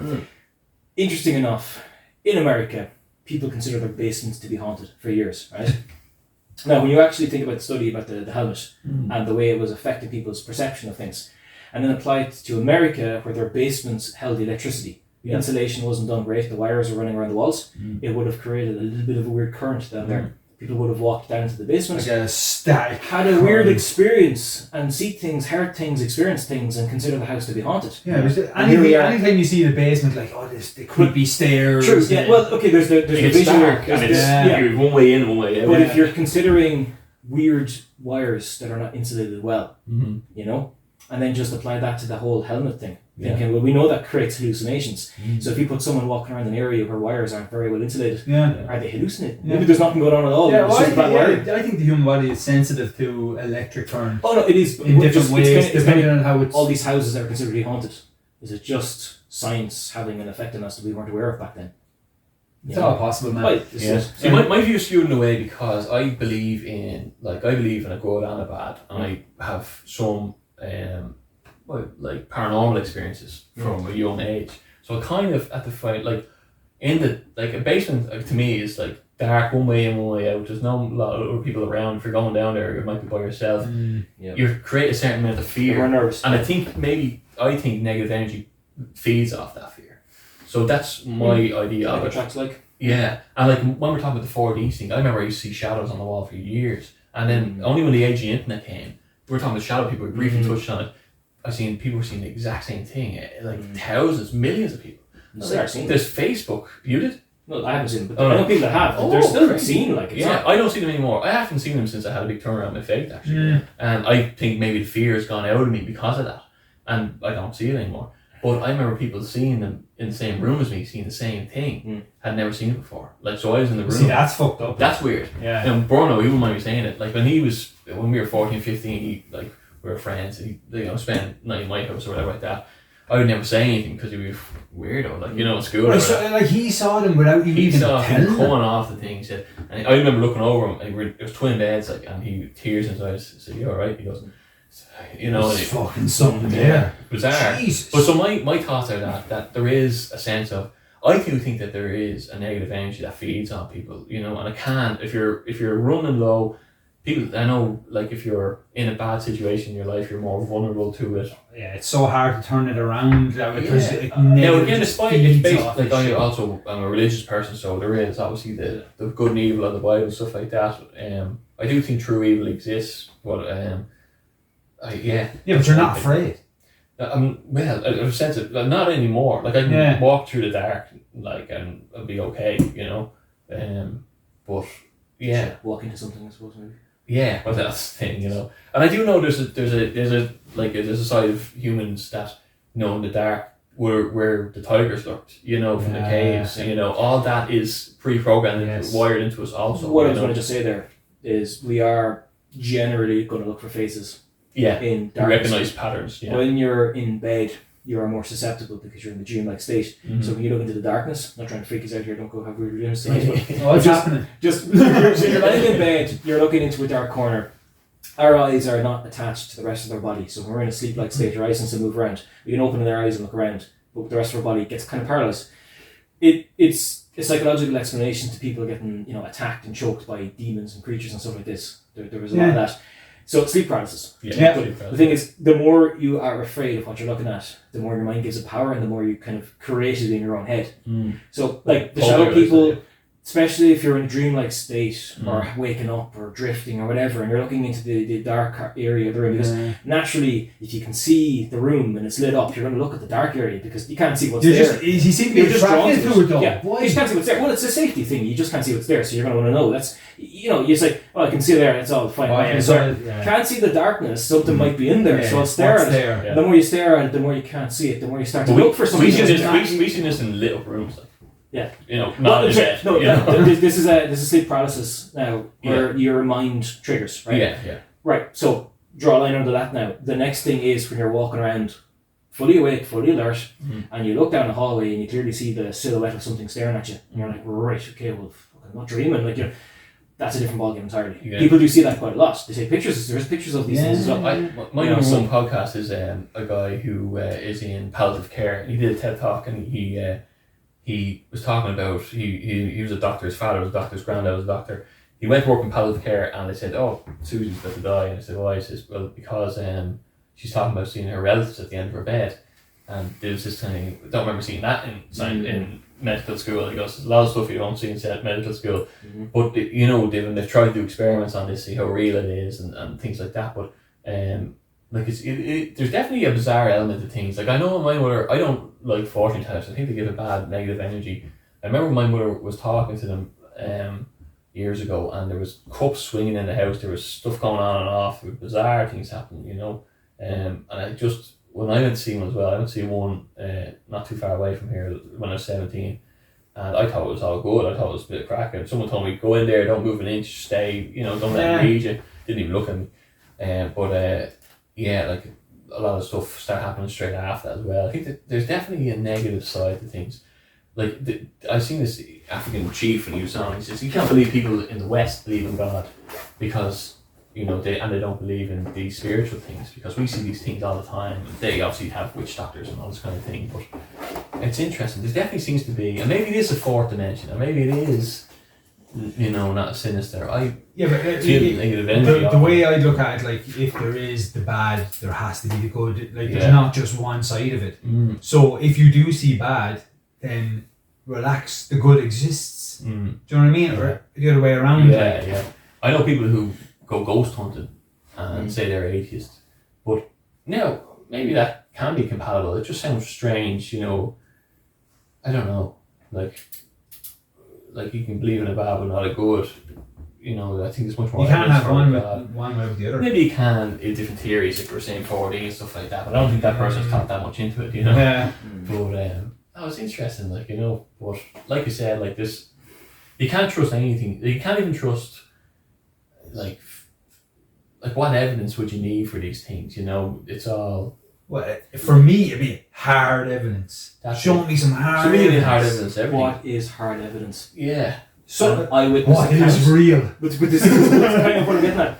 If an eyewitness report, can you even say that what they saw is? No, I wouldn't believe. But if you saw it yourself, I'd have to. But you could be under. You could have been fed bad food. Bad food can give you. You can actually eat cheese that's gone off and actually make you hallucinate. So how can you even trust what you're seeing yourself? How can you ever know what you're seeing is what is actually happening? How do you know? And I'm sorry to do this, but how do you know you're even having this conversation right now? You could be at home passed out. I could be. You don't it's know. all possible. That's what I mean. The thing is, when it comes to hard evidence in science, it's what you can replicate over and over and over and get the same results. Then you can kind of theorize until you get into the quantum physics of it all and messes with it all. Like if you were getting the same result over and over, you're like, maybe that's real. Yeah, kind of like if you're testing a drug, for argument's sake, you have the control group and you have the test group. Yeah. And that's how it goes. And you want to see, like, does the actual drug work on the people who aren't the control group? You should see a difference in the results. So then that's how you test it. That would be the scientific method. Then you apply that then to this stuff. It's hard when it gets to the area of the mind. It's hard to test because you don't know someone who appears to be the control group could flip like that. Yeah. It's why you have to be so careful when you're designing psychological experiments. You have to be so careful about what you do. It's why the researcher tends to kind of stand back. It's called a double-blind experiment. You actually stand back and you pay people to act like they're the researchers, but they don't even know what they're doing themselves because they're afraid that there'll be a bias, that the researcher will actually give away some information to the participants. Double-blind. So that's where that goes on. But it's when it comes into this kind of whole thing, it's hard to, and then people's minds change. And people are a bit insane at times as well. Yeah. So they might change their mind. They might actually think that because you're tricking us, and this is where it gets weird, they think they're being tricked. So because they think they might be getting tricked, they kind of come out with different responses. Yeah. To try and fool being tricked. You're like, oh, fucking hell, you're too much into this. But that's what people are. Yeah, it's like, I'm not letting you trick me, I'm going to trick myself. A lot of people Yeah, talk about manifesting. I don't know too much about it, but so you can kind of create your own universe as well. And you could be altering things in your own life. You can talk about that observer theory you mentioned earlier. That's like that same kind of idea. Although everyone gets the same result, or they get the same result whenever they repeat that. But it's where two different people can have two different results looking at the same thing. Yeah. Just nature's way of messing with us a bit more, I suppose, isn't it? Yeah, well, it's a bizarre way of things. Well, I know with that observer theory, with the way do you hear that one? They shoot, if there's a watcher, the atoms respond a different way. If there's not a watcher, they shoot light particles at a wall, and there's just slits in the wall, and they go by wavelengths. Yes. They go straight when there's someone there. Oh yeah, it's because you're looking at them. But even when there's a camera there, they say. Yeah. So it's not like they thought it was interference by the organic material of the person. Yeah. But it's not necessarily. So it's But like, what's the thing of the atom being in one place and another place at the exact same time? The same atom can appear to be doing two different things Yeah. at the same time. Yeah. But it depends on who's looking at it. Yeah. So it can behave in two different ways with two different people looking at it. YouTube videos do a very good job because it shows the visual side of it as well to help you understand. It's hard to explain it, and even then I'm not doing a good job. It's really tricky to explain until you watch.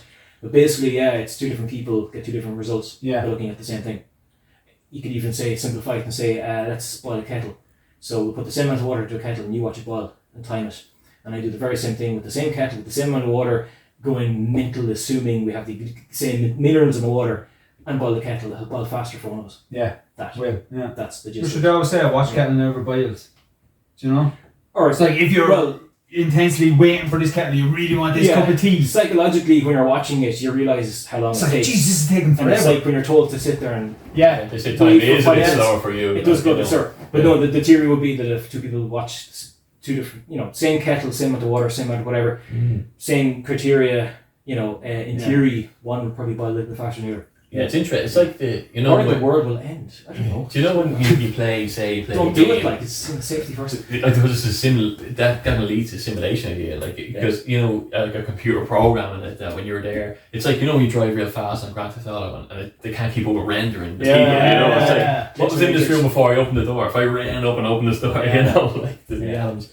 But it is like talking about we were touching on there the psychedelic experiences.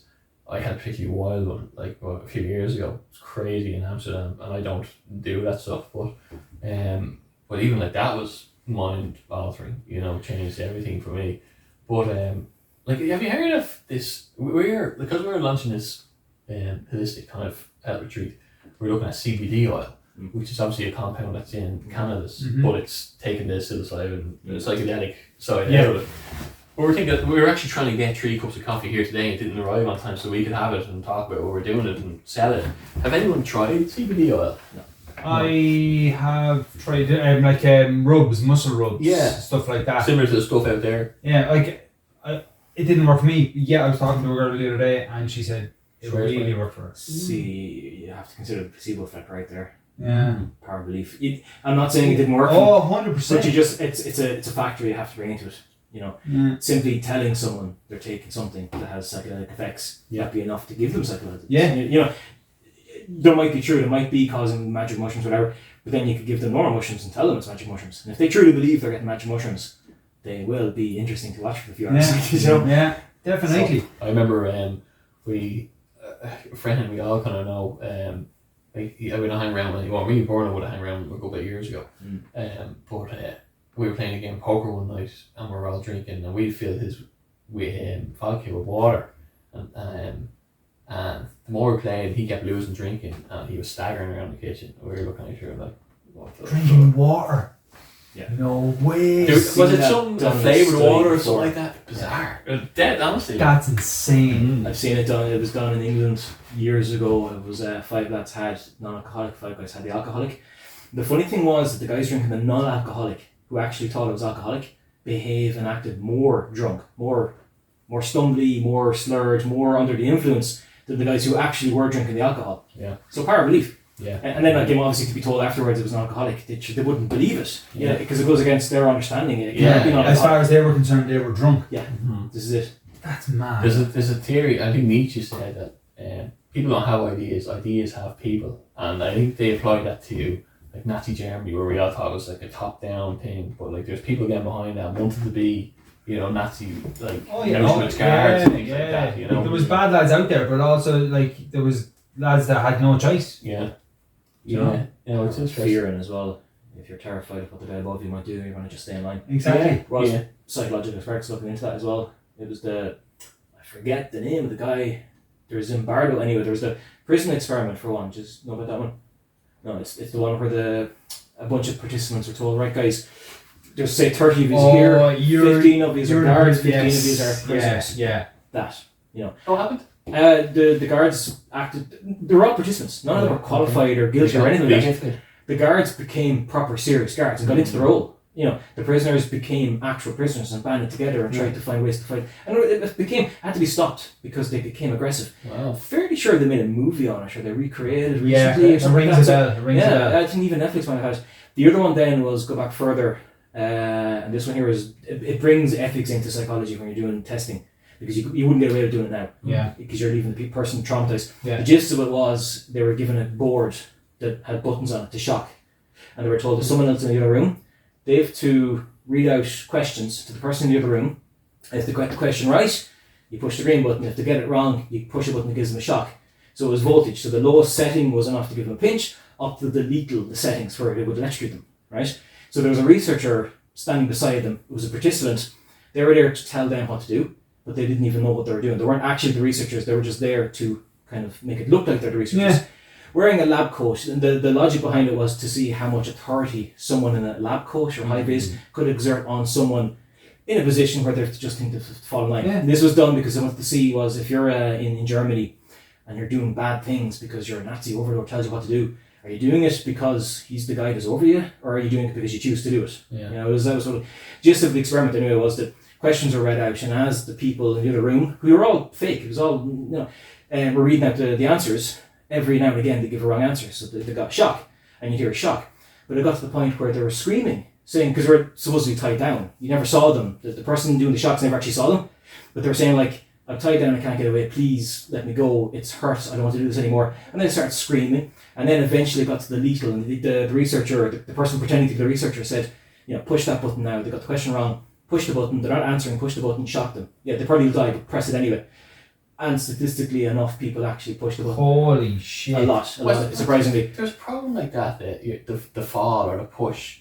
Was it some magician who was putting Darren power Brown, suggestion? Darren Brown Was did that it right? to get a guy to push another guy off a roof. Yeah, and he got a few people, and statistically most of them did it or something like that. Yeah. But like they wouldn't have died, I think. I remember it was like carrying a body down the stairs now. These are normal people that like a theatre or something like that. Well, that was hypnosis that played like a little bit there. So, but like this is that's suggestion, making them out Power of it. suggestion. They're not you were saying. fully aware in that sense.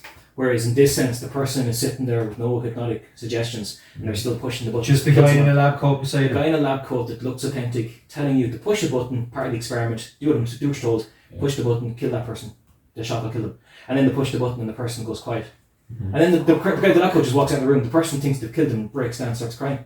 So that would break people. But the ethics come into it, so we can't recreate it anymore. I seen this experiment last week, and it was this woman sitting in, it looked like a hospital waiting room, say, and there's like 6 or 7 other people there, and she's sitting there reading the thing. They're all paid actors. So every 30 seconds they all stand up. Yeah, see that and sit down, and then she starts doing it. Yeah. And then they're all gone, and someone new comes in, and she starts standing up by herself. Yeah. That's crazy. Scary, man. Isn't it though? It's mad. It really worries me. Well, you see, it's Easy like program, we're social animals. So, Yeah. like a lot of what we do, why are we wearing these clothes? Why are we wearing these specific clothes? Why do we do what we usually do every day?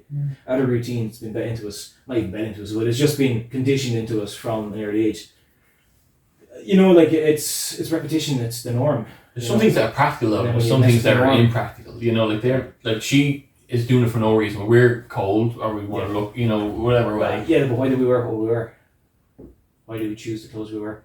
I guess we just choose. Do we? It's not mankinis all around. This is the point. No, but even then, the particular clothes. Can we even say that we have freedom of choice when we pick our clothes? Because It's funny you bring that up, Yeah. Andy, because as I was getting dressed to come here, I was like, I was going to get suit and booted. I was like, you know what? That's not me. Yeah, exactly. Yeah. Well, you're yourself when you come dressed the way you would. Because if you were that way, you'd act and behave in a certain way. It's Yeah. not you, so you're better off doing the way you do. That's it. I said, Except jeans not and a t-shirt. I mankinis, said, that's me. Yeah. I was in jeans and t-shirt, and I said, "Do I look a bit scruffy?" And she goes, "Yeah." I went upstairs and changed. It was scruffy enough. No, to be honest, I just kept the jeans and whatever. And there'll come a time now I'll have the 3-piece suit on here. Yeah, but see, in my job, I'm wearing a suit the whole time, so it kind of became. And the job before that was slacks and a shirt. The job before that was smart casual or whatever. So that's kind of, a bit ingrained that way. And a lot of the podcasts I did straight after working, so I was probably in a suit still. I literally had the shirt in my hand. Did you? Yeah. And I was like, no, it's not me. It's not me. I'm going to talk to the lads. And I was like, I just want to be comfortable. There's a mad experience as well, it's collective consciousness they're talking about. Do you ever hear the 500 monkeys, I think it's called? Or the 500, where there's monkeys on 2 islands, and they teach one of the monkeys how to use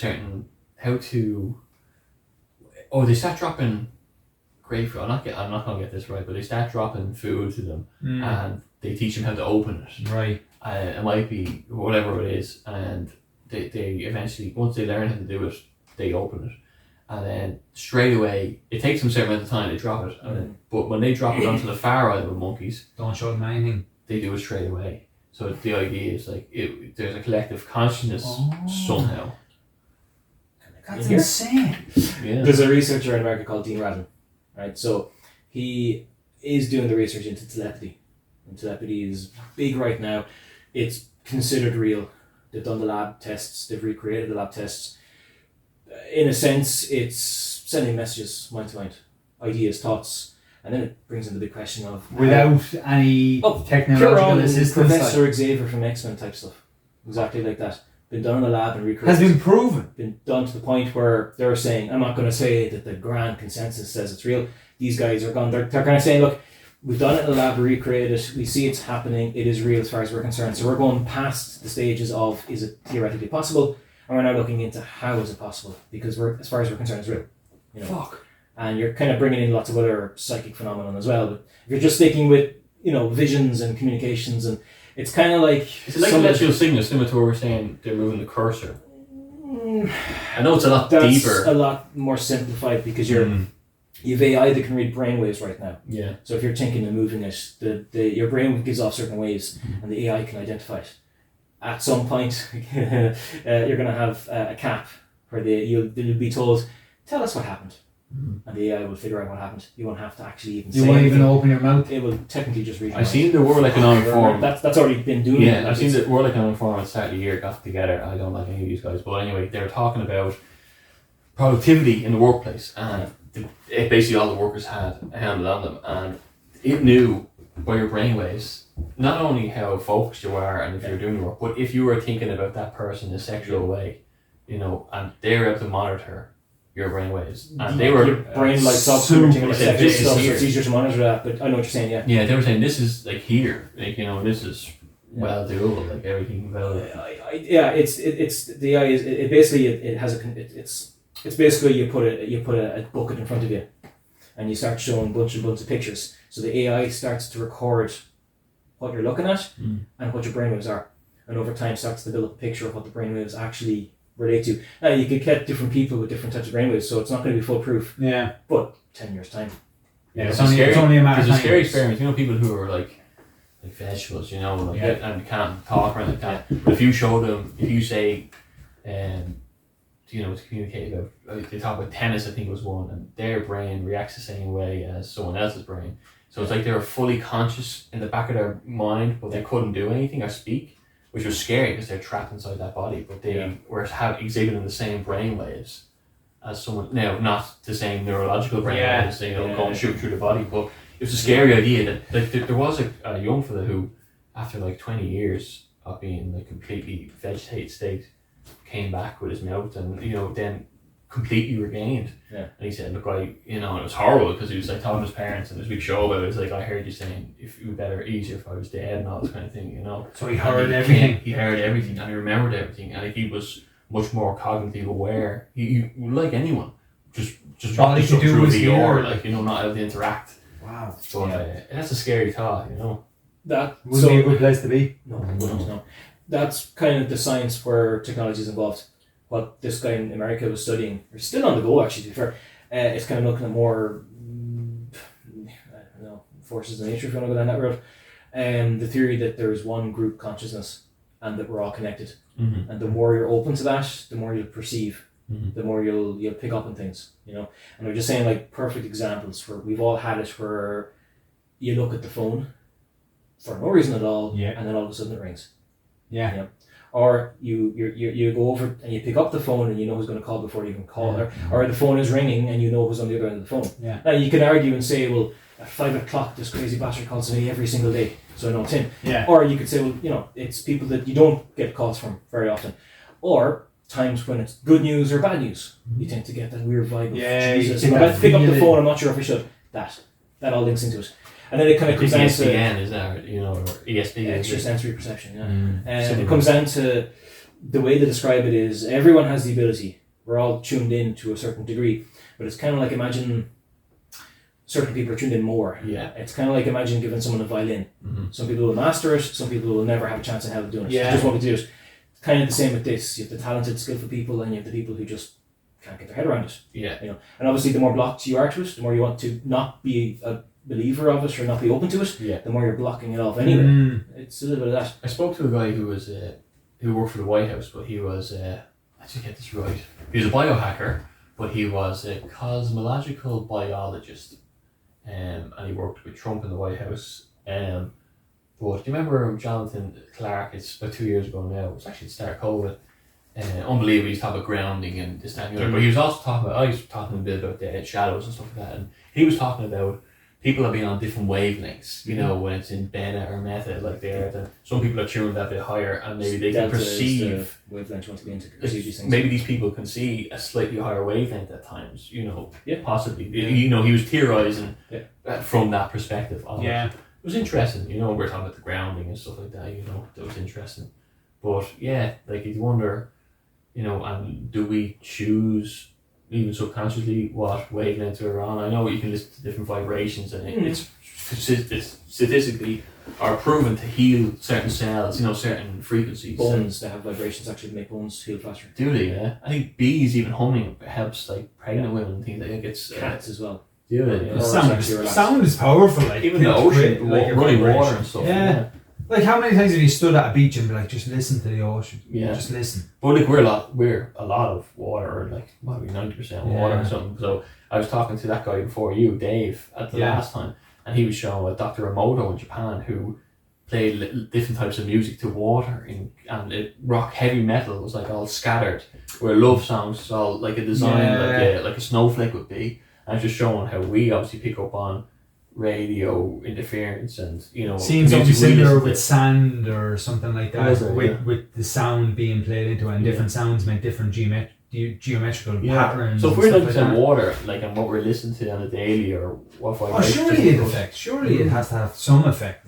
Yeah, when I go out, you know, if I'm going for a few beers, I always listen to a certain bit of music that's upbeat and lively, and I think a lot of people do it'll that. get you going. You know, it does, you know, generally. I know there's a placebo effect of that probably as well, but it looks like scientifically it is helping things move. Whereas, you like, know? if you're there and you're listening to Radiohead, you just want to end it all. You know, like, it just brings you down. But like, and like that would be on the line. No, I don't fucking listen to Radiohead. Good God, no. But like, I tend to stay away from that kind of music because it does have that effect on me. Yeah, it does. I you know, and sometimes it's noise. Sometimes like on the way over here, I was actually listening to an audiobook. Andrew Newberg, who studies, well, he's like the lead guy in neurotheology. If you heard that field, No. and like it's his main book, like, and but to a certain extent, I was crowding my head, you know, and I wasn't focused on what I was doing here, so I switched it off and tried to calm back down because I was messing with everything else I was going to be thinking about for today. Yes. Neurotheology is pretty interesting, I think. You know, it doesn't have like it's. So what's he trying to achieve? What is Neurotheology. neurotheology? Is that where the What brain that? is specifically designed to tune into religious stuff? Well, it's a study to see if we are pre-wired that way. Right. But it's a study of all aspects, you know, of any religion or you know, it There is that different. concept that we are kind of designed, but there is that aspect of our personality or our makeup that makes us want to be religious. We want to find meaning in things. Yeah, it's like Yeah. we're We're not looking robots. for we're that not just source. you know? Exactly, yeah. Yeah, There's this kind of like there's something that drives us to make us think that there's more going on.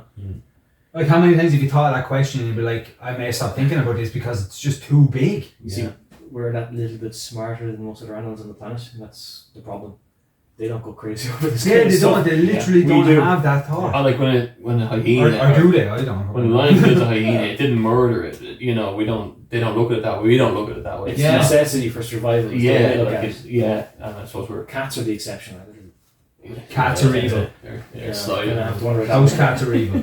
the fact that they play with things like, but yeah, but for Super the most cute. part, yeah. But they do the same thing. They do the scans and the brain scans, stuff like that. A lot of stuff can be inconclusive because they're trying to, like, a lot more of the frontal lobe lights up for believers when they say certain things.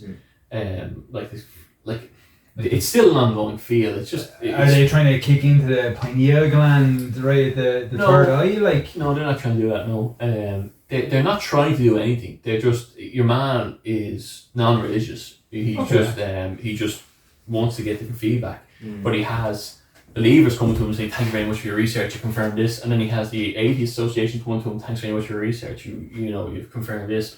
So he's kind of saying it depends on what way you pick it up, really. So different people getting different results. yeah, Complete different ends of the spectrum. it's crazy. Yeah. They're saying what they want to believe, but then who's to argue that? No, maybe both sides exist. Maybe if you want to believe it's real, it's real. And if you don't want to believe it's real, you're not saying the real. Exactly. Like, Jesus, if there was more people just thinking like that. Well, there is a concept that if enough people believe in something, you manifest it. So if enough people believe in God, we make God real. You know, That was the and last. Star Wars, galaxy far, far away. If enough people believe it's real, Would you be Logically, it atheist has in to that be. kind of Andy? Huh? Would you be atheist? I think of things in terms of energy. I don't try to think of. I don't think any religion that tries to tell you how scriptures go, I'm not really interested in it. I'm not going to even argue it. I just go, not for me.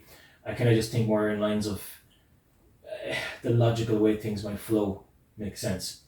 Still open to the whole. An interest in having a bit life after death. It's nice to know because in a way you could say that, look, if there is life after death, There's a bit of you could peace in argue that, like. true, but also there's a bit of purpose in it. Yeah. Because there's something. There's more something to it. more. Yeah. If there isn't life after death, That then sucks. That sucks. The whole reason telepathy is an interesting thing is that there is a concept that it's a one big conscious mind. So every conscious being in existence is all linked to the one thing, and our brains don't actually produce consciousness; they tune into it. So consciousness doesn't actually exist in the brain; it actually is tuned into. So that's a theory as well. It's a theory, but it's a theory that I kind of take a bit of comfort in because if that's the case, in a weird sense, it means that we're just versions of consciousness. We're all part of the same thing, and we're just existing in a form that when it dies, we go back into the conscious field and we become something else. Yeah. You could argue reincarnation going that way, but it means there's more to it. There's something there, and when you go, there's something there of you. You're not gone. You know? And you could argue where you go, and that because religion kind of tries to explain that. Then there's different versions of, but nonetheless you exist, right? Yeah. The other version of it is we're just flukes, and there's another version that the Big Bang happened in a certain way, and we're not even conscious. We're just playing out the way atoms are naturally going to form and flow. As in, we don't make anything happen. That it's just everything the way is it goes. just the way it goes. But then you see, that would be terrible, though, wouldn't it? if that were the case, sure, we would never be able to argue it. That's why I don't really believe that, because how could you ever argue that? You could say, oh, well, the atoms in your brain were rearranged in a certain way to make you think you're arguing it, but you're not actually. You're like, well, still, why can we think about it? So I'm kind of not really in favour of that. But no, this whole, it's why telepathy, it's why life after death studies. Peter Fenwick, British guy, I don't know how long ago it was, he's studies done on life. It's not even life after death, it's not that. It's more what happens coming up to the end of life. And this is what got my attention. It was all the weird things that happen with people in hospitals. It was collections of studies done all around the world. Have you heard about this? Or But that's what I was talking about, the podcast I did with your man. He did a TED talk on it. Yeah. Very interesting. It was, what was his name? That's terrible. The thing is, this I hope guy, he doesn't watch this now. yeah. The thing was, edit that bit out there and you won't know. Just edit you saying his name. John Michaels. Well, it was like a longitudinal study. It's where you gather research from all over places around the world. And it was people on their deathbed. Usually, if you have loved ones that have passed, usually you might even notice it yourself, that 2 weeks before they pass, a change happens. And all of a sudden you're like, shit, you're not fighting anymore. Something's off, something's different. But they don't seem to be... They themselves seem to be a bit more accepting. They're accepting happy. of death, like, yeah. But at the same time, you're sort of going like, a friend of mine passed away a few years ago, and I heard 2 weeks before he passed, or a week and a half, or whatever there is, his voice changed. There was totally voice, his voice went from fight this thing to look, sure, I'm good. It's all good. Yeah. To the point I was like, and I'm hearing that going, and I got upset because I was like, I'm aware of this, and I know what that means. Other people are thinking, Jesus, he sounds a bit better. I'm like, sorry, I didn't want to say it, but I'm like, I think I know more about what's going on here, but I'm not going to say it because it's horrible to say it. And I just stay quiet, and then obviously it happens. Anyway, the thing is, we have that, so you see the change. So a few weeks before people pass, you see the change. But also then they can have what's called a deathbed visitor, Yeah. where supposedly someone will come visit them. Mm-hmm. And the weird thing is the staff in these nursing homes say they see these same things. Yeah. So That's what I seen as well. There was the children staff kind of say it. thing, and Are seeing this visitor? staff like- are seeing the visitor as well. Yeah. Whoa. And they don't know how it got in, how it got out, but Yeah. it's there. That's kind of, and I was like, that's interesting now. So is that Trying to get, death? well, it might That be. just a traveling companion to Could the, be. to the Like, other side? now they're not trying to get into the paranormal explanation of this. They're just trying to say this is what's been recorded. They're not going like it's open to theories, but you can never really know. Yeah. Could be anything. Yeah. But nonetheless, they're seeing something. Yeah. And then there is lots of weird things. They're saying like that clocks can stop. They're saying that there was one time where a bunch of birds followed the ambulance to the hospital. Mhm. It's just weird, just unusual things. And they were kind of going like, all right, can have a go at explaining it, but like just assuming telepathy is real, someone's on the way out, your brain does fire mental before you pass. So Because you get that big DMT hit right at the end. but then that could be creating a psychic event, Yeah. taking on to where things happen. Yeah. it's interesting the staff see it then. Yeah, that's what I was saying with exactly your it. man. Your mum, he went into medical training, went into palliative care, end of Yeah. life, Yeah. and they're saying, oh, she's on the way out, she's seen her relatives, and he was like, well, I don't remember that from class, you know, Yeah. but he's like, well, there's a lot of stuff you're going to learn here that's not in the books. Yeah, you yeah, know. I learned it from books. It's interesting, like... The other thing you just have to be, because I come at this from a sort of both ends. I like to believe in the whole spiritual side of things and the existence of more to life than what we see, but you also have to kind of be very skeptical, Mhm. because if you just believe without actually questioning it. Yeah. So when it comes to belief, are they first off, the person might say they see people, they could be hallucinating, but the staff themselves, because they're roped into this whole group thought, environment as well. they might believe that because they've been told it's possible, they might think they saw something, but they might not have actually seen. Yeah. So you kind of have to question that. Now that's something that came up in the study. Now it's just the fact that it It's is the clock recorded. stopping kind of puts that. Well, that's a bit of you can't really argue that. Yeah. But the thing is, it was the fact that it's recorded around the world. Yeah. It's not just Yeah, it's not Yeah. a singular so event. everyone's seeing it. So you kind of have to say, well, look, you just have to be skeptical. Cameras, I don't know. I actually don't know if cameras pick up anything. Mm. You know. Don't know. I seen the camera, and I don't know if it was genuine or not. It was a guy on his deathbed, and he was sitting up and he's batting this thing away, and obviously just drops down. Jeez. But no, it was definitely a hospital, but you don't know if it could be staged either or not. You know, Yeah. how do you know ever? Like, Generally, they don't look like they're fighting something off. They look happy. Yeah, They yeah. look very happy. well, my nana the day before she died was in palliative care, and I was told that she crawled to get out of that room. She looked like she was fighting something off. So I was well believe it's Wow. cases, yeah. And I only found it out a year or two ago. She passed away a few years ago. I'm really glad I wasn't told at the time, you know, because that's not a nice thing. She's a very religious woman. No, that wouldn't be nice to hear. No, but yeah, but she went peacefully though. But you know, it is interesting. Like John Burke did a big study about it. After, sorry, not like she went peacefully afterwards. As Is in it- days is it- later. 2 days later or something like that. Yeah. It could have been just fear, do you know? Yeah. It could have been the unknown. It could have been the meds they're giving. Yeah, it could have been the anything. meds. Yeah. Because like, I know when certain people get Like- put out for surgeries, they Yeah. can hallucinate, see things in the room afterwards, they can all that kind of thing. See, that's the problem in medical settings as well. You have to account for what's in the drugs, and like psilocybin or whatever Yeah. makes you hallucinate or whatever. No, it is interesting. Well, it was like when I got that bariatric surgery. When I remember I was saying to you like that, the last thing I did before I was going under, I was like, I did that. Jesus, I trust in you. Oh yeah, And I yeah. was like, that's all I could think about because I Yeah. was so afraid of not waking up. I was just, let me wake up. Mm-hmm. And like, general anesthetic is a scary thing It's at the best of scary, times, yeah. you know? And and there's a lot of stuff on it that it shuts down your consciousness, but they're not 100% sure how or what's exactly happening. Yeah. I was reading it Yeah. about going for my surgery. It's Yeah. like, oh, this isn't comforting me. Well, I was confident, I was happy, and as soon as I was lying on that bed looking up on that roof, I was like, It's a strange thing, is it? There's no passage of time like when you're sleeping. I remember waking up after 4 hours and it's like, so when's the surgery happening? They're like, no, it's like 4 in the afternoon. Like, I was like, what? It's bizarre. Yeah. It's not nice, and I won't be. I was nervous going into it, and I'll be nervous next time as well. So I get put out like that. It's a strange. Never been put out.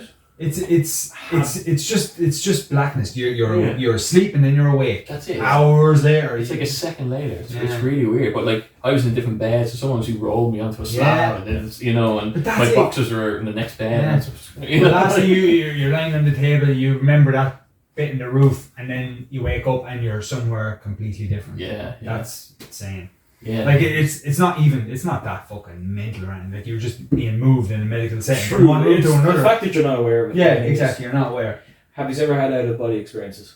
Because that does happen when you get put under anaesthetic. Or can happen. There are some people report it. A lot of near death experiences are like out of body. Can be that too, but there is people that have they become awake during surgery. And then they become, now that's terrifying concept right there, but you have, it's people where they're, they can be on their deathbed or whatever, and all of a sudden they are floating, looking down at their body. You see people working. And the interesting thing is they can actually recall things that they just couldn't possibly have seen from the angle of their face. Their face is looking up, and they're looking out the door, and they can see the door. Like you guys went for a smoke break 15 minutes in. Yeah. Just left in the table right there and not saying no. He's a goner next door. The thing is, have you ever had that kind of experience? No, I've never had anything like that. Okay, I have. There's an easy way to Under what setting? Go to the gym, work the arse off yourself, physically tire yourself out to the point where you're ready to collapse. Come home, stick on the TV, put the TV over there, but you face there, Right. and let yourself drift, but try your best to stay awake. So your physical body, like a lucid dream sort of thingy. Yeah. Your physical body will want to make you go to sleep because you're wrecked, right? But you're forcing, because your mind is active. You're not tired from a day's work. You're tired. You're just physically tired. Yeah, but your mind is still going. So your physically will drift off because you're wrecked. You need a few hours to just relax and sleep and whatever. But the TV's there and you're looking this way. Make sure you're looking away from the TV, and you will actually dream. What has the TV got to do with it? Because that's your attention, because you're semi-conscious, and the TV's making the sounds, which will draw your attention. So that if you actually have so it's just a distraction from sleep. Like. No, your out-of-body experience will be drawn to the TV, and what you'll actually find yourself doing, it's happened a few times, is you'll actually be watching the TV in your sleep. But you're looking at the wall. You're facing the wall, but your eyes are looking at no the TV. Way. I know. And you're watching the TV, and that's happened a few times. I heard a lot about the astral travel and stuff like that. Or, did I pronounce that right? Yeah, astral travel. There's out-of-body experiences where your consciousness. Some people practice it. Or they just YouTube. Yeah, it's different than out-of-body experiences now. So it's like monks or something. Yeah, well, in theory, people say that you could go there in your sleep, but out-of-body experiences where you witness the now. Yeah. And you're looking at the world you're in. Yes. But now, astral travel is a different ballgame. It's like where you move through different interdimensions or something. Pretty much different planes of existence. Right. So our minds are supposed to be energy, consciousness.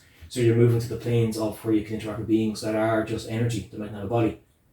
Gets kind of tricky because how would you know what they look like? You thoughts and feelings start coming at you. You might start seeing things, and of course there is the theory that there's good and bad there. So you could come in contact with anything. You don't know exactly. You don't. And that's where you get creepy. What's waiting for you? There's too many movies that make it scary. Like apparently it's not as Insidious.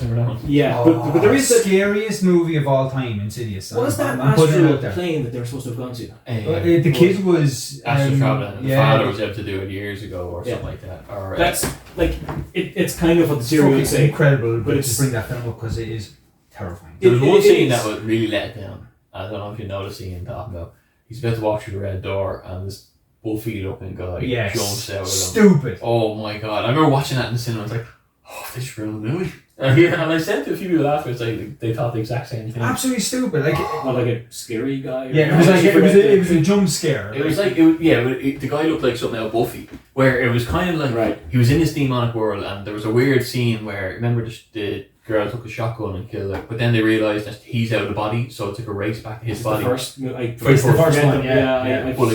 guy jumps away, like suited up, and he has long slick hair, and he starts wrestling and all. That's kind of like that was silly. In fairness, but it was just the idea of having to go. Like I always say, I was like, if Jackson was in there, would I go? And I'm like, I'd be fucking terrified, but I'd have to go. Yeah, oh yeah. Do you know? I think that's how I look at it, and I think about that, and I just get afraid. Like I'm terrified of heights, but if my kid was like just fell off, something like jump after them and try and shield, and I wouldn't have any fear. I'd just be the fear of them. You wouldn't think it's a crazy instinct. You just you don't think about it. Yeah. It bypasses all fears, I suppose. You know, in that regard. No, it is. So where are you with your faith then, Tom? You do up and down. Place, man. I tell you, I have my beliefs and all that. I have my ideas, and I try to make it a positive thing rather than argue with anyone over anything. I don't want to bring any negative energy towards it. I just want it to be good. I just want it to be a good influence on where I am. A Jehovah's Witness. Now, John, if you're listening, don't be fucking getting on. So you remember the Jehovah's Witness name? Right? Yeah. Because I was being friendly, right? He came to the door, and we had this hour and a half conversation at the door. I was just questioning, and he was asking me what I was believing. I was telling him all this. I was going, do you mind if I come back? Yeah, no worries. No bother at all. He came back. He said, I'll come back next Sunday. He didn't arrive next Sunday, but he sent a letter. He dropped in a letter. He says, I won't be here Sunday. Something's up, blah, blah, blah. Came in the following Sunday. Will it be okay if I came in the following Sunday? Yeah, grand. And he arrived. I said, come on in. We sit down, went out to the back there, to the deck in there, and we had another massive long conversation.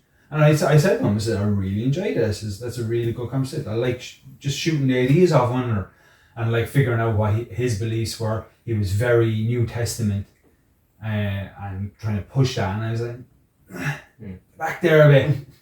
Tell me about the Old Testament. Tell me what you know about the wrathful God. And he didn't really have answers to my questions there. And he was like, and at the very end I says to him, John, I says, I'm going to cut this right off. I says, now, what do you want from me? And he was like, I want your time. I says, my time is very important to me. I says, my time is for my family and all this stuff. And then he started rocking up to the door, bringing other people from the Jehovah's. And I was like, nah, son, out you go now. And and it was that push. I was like, no, stay away. No, you're trying to put your shit on me. Like, no, I told you where I stood. Back off. Yeah. I don't like that, because then it was a negative experience. Whereas the two conversations I had with him, I would have said very positive. Yeah. But he turned it negative. Yeah. And I didn't like that. Yeah. Do you know what I mean? But generally, I just, like I say, I have my ideas. I wanted to be a positive influence and let it evolve naturally. If it's meant for me, it will come to me. If it's not, it won't. Can I ask, did he talk much about his own beliefs? Well, I tried. What they believe in, did he go into detail on that? I tried asking him, and to be honest, Andy, I can't remember what he fucking said, but Right. It wasn't eye-opening. Right. Do you know what I mean? It wasn't anything different. It was same old shit. Like, just, I didn't like how he was. I liked how he answered my questions. I just didn't like how he felt forceful. And I was like, no, like no. a salesman in a sort Yeah, of way. salesman. Like they're door to door, right? Signing up for And like, contract right there. Like, and I just said, listen, I'll be nice. You'd be tired in there all. Rather than turn your way, I said, I'll have a chat with you. Yeah. Do you know? And then it was like, nah, it wasn't worth it. I'd rather have a chat with yourself, like. Do you know? Yeah. And shoot ideas, because you can shoot ideas. Yeah. And I like that. I like discussing it. I like seeing where people are coming from. I like seeing Andy there, seeing where he's coming from. I could be insane. Do you know? Listen, I know what you're saying. At least you know it. You don't have to take it seriously. But yeah, like I say, it's up and down the whole time. Yeah. Do you know? When the shit is hitting the fan and I feel really bad, I can see, sometimes I turn to it and I'm saying, why? Just strength, just give me something. And whether that comes or not, I still believe, but whether that energy comes or not is 50-50. Yeah. So I don't know. Big answer to your question is I haven't a clue. Yeah. Good said at the start. That's a good answer though. Yeah. When you're actually given a certainty in your belief, without any questioning of a belief, that you're kind of going down the whole. I just think that when you get someone that says, I believe in this, and this, and that's the way it is. That's the way it is, yeah. And then you really know what you believe in, because if you can't be critical of what you believe in, are you truly believing in it yourself? Yeah.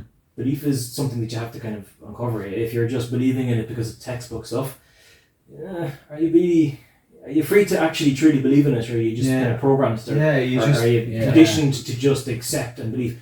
So it's kind of when I meet people that actually will say, this is what I believe in, I'm kind of going well, if you can't have an open conversation and argue, not even argue, but talk about what you believe in, debate. Like what we're doing right now. Debate. If you can't do that, you can't really say it's your own belief system, because you can't argue it and be open about it. If you're very stuck to what you believe in, it's like it's just programmed into you. If we had three opposite beliefs and we sat in a room for hours, we come out being the best of friends and respecting the other person's belief. Or we convert each other.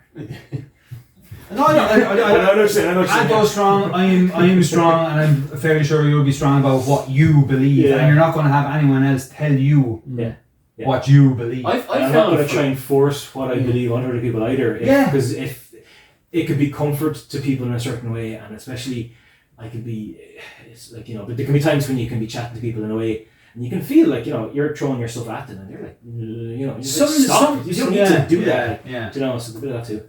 Some stuff just clicks though sometimes. Do you know? Like I find a lot of people might think that, like I have strong beliefs in Christianity, but that's based on a lot of looking into it. Like a lot of who Jesus was, that he's an actual person. The studies on the Shroud of Turin, and the 12 Apostles, the writings, the years, all of it, and hours and hours of debates for both sides of it. Because I think when some people think that someone's a believer, they just believe in this because it's on the Bible. That's not necessarily true for everybody. I've done some, and I still do massive studies on it. Now, I do still find it strong in my life, its presence in my life, and it has changed my life in a lot of ways. But I'm still very analytical about so that I can have an answer if someone says, well, why do you believe that? And I say, well, I can tell you why I believe that. And then you can rattle it off. And I have done, before. And it's also, it's a constant, we're always looking for knowledge, and belief, there's only certain amount of things you can do by the scientific method with belief. You can prove that Jesus was a person. You can prove that this is when this was written. You can prove that he had a large gathering or a massive impact enough to change the calendar. You can prove certain things. You can prove strange things with the Shroud of Turin. You can prove, I put up a post about on April 3rd, year 31 AD. In the Middle East, there was a lunar eclipse and an earthquake at the site, the exact same as the Gospel says. They only get to roam back through time. That's a crazy correlation. You told me about, and then in China or something, they had writings about the same time. The lunar eclipse and all. But there's lots of stuff where I think I have a good faith. There's a lot of evidence towards it, but the evidence is there so that I can see the evidence is open to perception though. People could say you just believe in this, that, and the other because this, that, and the other. So no, I didn't used to believe this, that, and the other, but I have gone into a lot of reading on it. Anything, you build your opinion based on evidences. You have to respect that. Just on that though, there is if something geological or something significant happens that people can't explain, religious events tend to kind of be pulled towards that. And I'm not having to go what you're saying there. I'm not saying, but I'm just saying that there is times where a certain thing would happen, and then the religion, and even not to go off track, but if you look at Halloween is a Christian event, but came from Samhain, which is pre-Christian, right?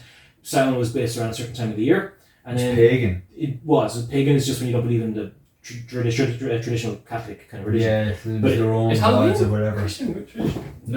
You had Samhain, which was the Celts' festival, right? It was their end of year, praise the land, harvest, whatnot. Yeah, it was the harvest festival, wasn't it? So Christianity comes along. Christianity then wants to they want to convert all these people.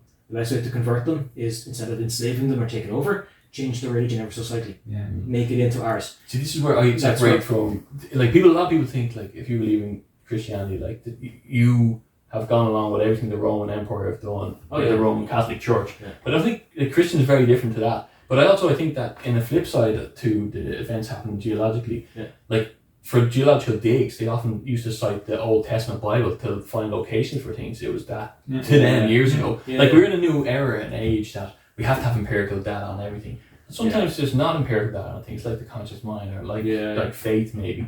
But I'm seeing people at the end of your bed before you pass. But it doesn't say that it couldn't be happening. We believe in gravity, even though we don't see it. Well, we can feel it. I know it's happening around us. But I tend to think that there is evidences, but there is that wouldn't be enough to convert me. If I was atheist and someone said, look, this happened, I'd say, that's all well and good, but I don't know anything about it personally, It's not really.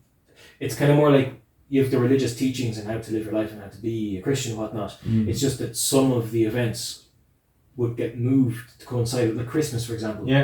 is a tradition that was a pagan festival way before Christianity came out, and it's kind of like the people. But then see, there's the origin of the religion, and there's the purpose of the religion, and then there's the people who change it over time to suit, and you can get governments and dictators and whatnot to change the religion entirely to suit their needs at the time. Yeah. And then fragments continue, and like, why the hell did we do this? Well, because such a guy did such a thing back then. So the religion gets completely twisted over time. That the original religion, as it were, when it first became a religion, might have been changed so much that there's all this extra stuff been added. There is, like, if you go to Mass now, it's not all, like, if you find the Christian creeds, early Christian creeds from the Dead Sea Scrolls, like, it's completely different than what it was.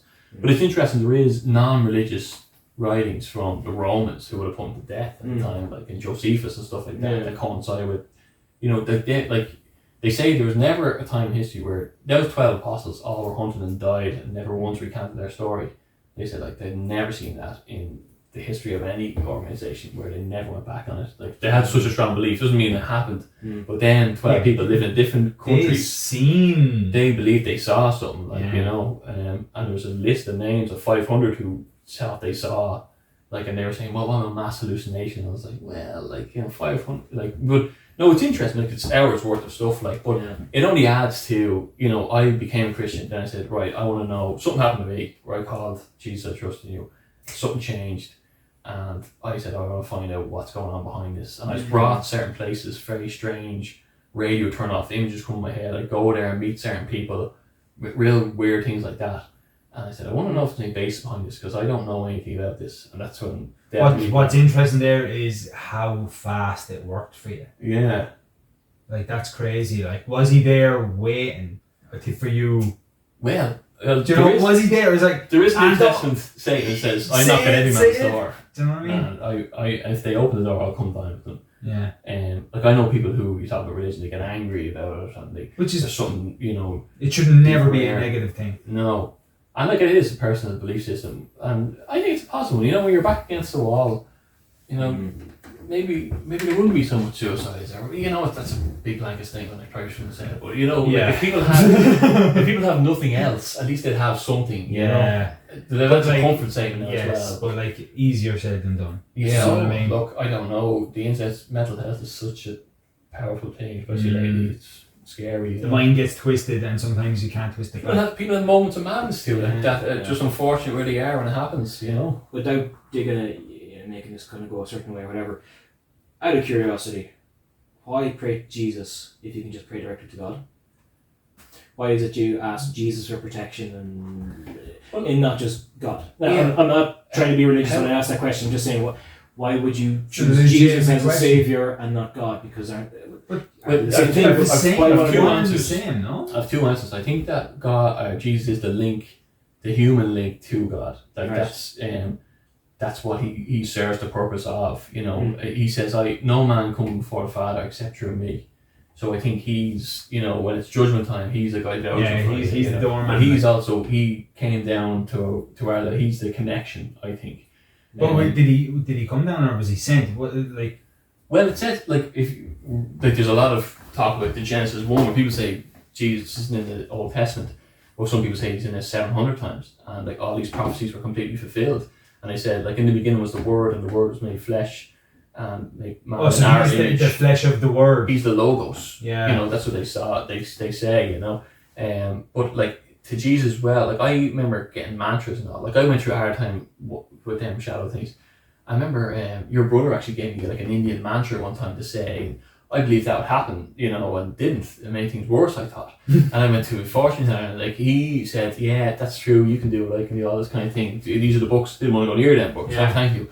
I remember saying, God help me, this, that, and the other, didn't help. I remember seeing a documentary of someone who was, like, looked like he was taken over at night, and these scientists came in and were monitoring his brainwaves. And he'd run around on all fours at night, chase his family, and he'd smash through the window at the end of the day, and he'd, like, you know, then thing would go from him. And they were trying to figure out what was going on when he was sleeping. Was there a bipolar thing? But it's just in deep sleep, his heart rate started to come up. And the priest came in and said, look, you're having a fight, you know, there's a good and evil fight here. You're fighting your faith, and you're losing. If you say, Jesus, I trust in you, you know, you'll be pulled So, back. like, what, he was possession, like, or? It would seem like, yeah, it got to a certain stage where, you know, he was, you know. Jesus. But he came out. So yeah, Jesus, man. so when God didn't work for me saying that, when I said Jesus trust me, it did, and I wasn't sure why, but it did, and the next day it did. And then I looked at millions of people saying the same thing, or even exorcisms, that's the name they use, and they cower in that name. And near-death experiences, people who are atheists now, they say this. Like, so I just was like, this is interesting, that there's a connection to this person, to this figure. There's like access to this figure here. It's bizarre, I thought. And then I went to all the other religions and tried to figure out Buddha and Muhammad and figure out if there's any viability with them, like if you know about predating and all this kind of thing, and yeah, it was interesting. You never you see millions of converts of Muslims on YouTube, but you never see it the other way around. It's bizarre, you know. How do you mean, going which way? You see them going from Muslim to Christian, and you see really odd one like the other way. It's mad, but yeah, not to get into technical about it, but that's why. Well, I believe in the Trinitarian view. Like, I think that something came into the room when I said that, and I think it was the Holy Spirit. That's what I think it was. I didn't know what it was for a long time. Cleared the air in the room, lit the room up in a weird way. I fell asleep like that, and same thing the next day. And I felt that force then straight away guided me to do certain things every day. And people talk about that a lot, but real powerful that way. And I think that if I wander from my faith, if I don't pray or anything like that, I don't feel it anymore. It's like I distance myself from it, and I can't just go back into it. You know, it's a strange thing. You know, you just have to work at it.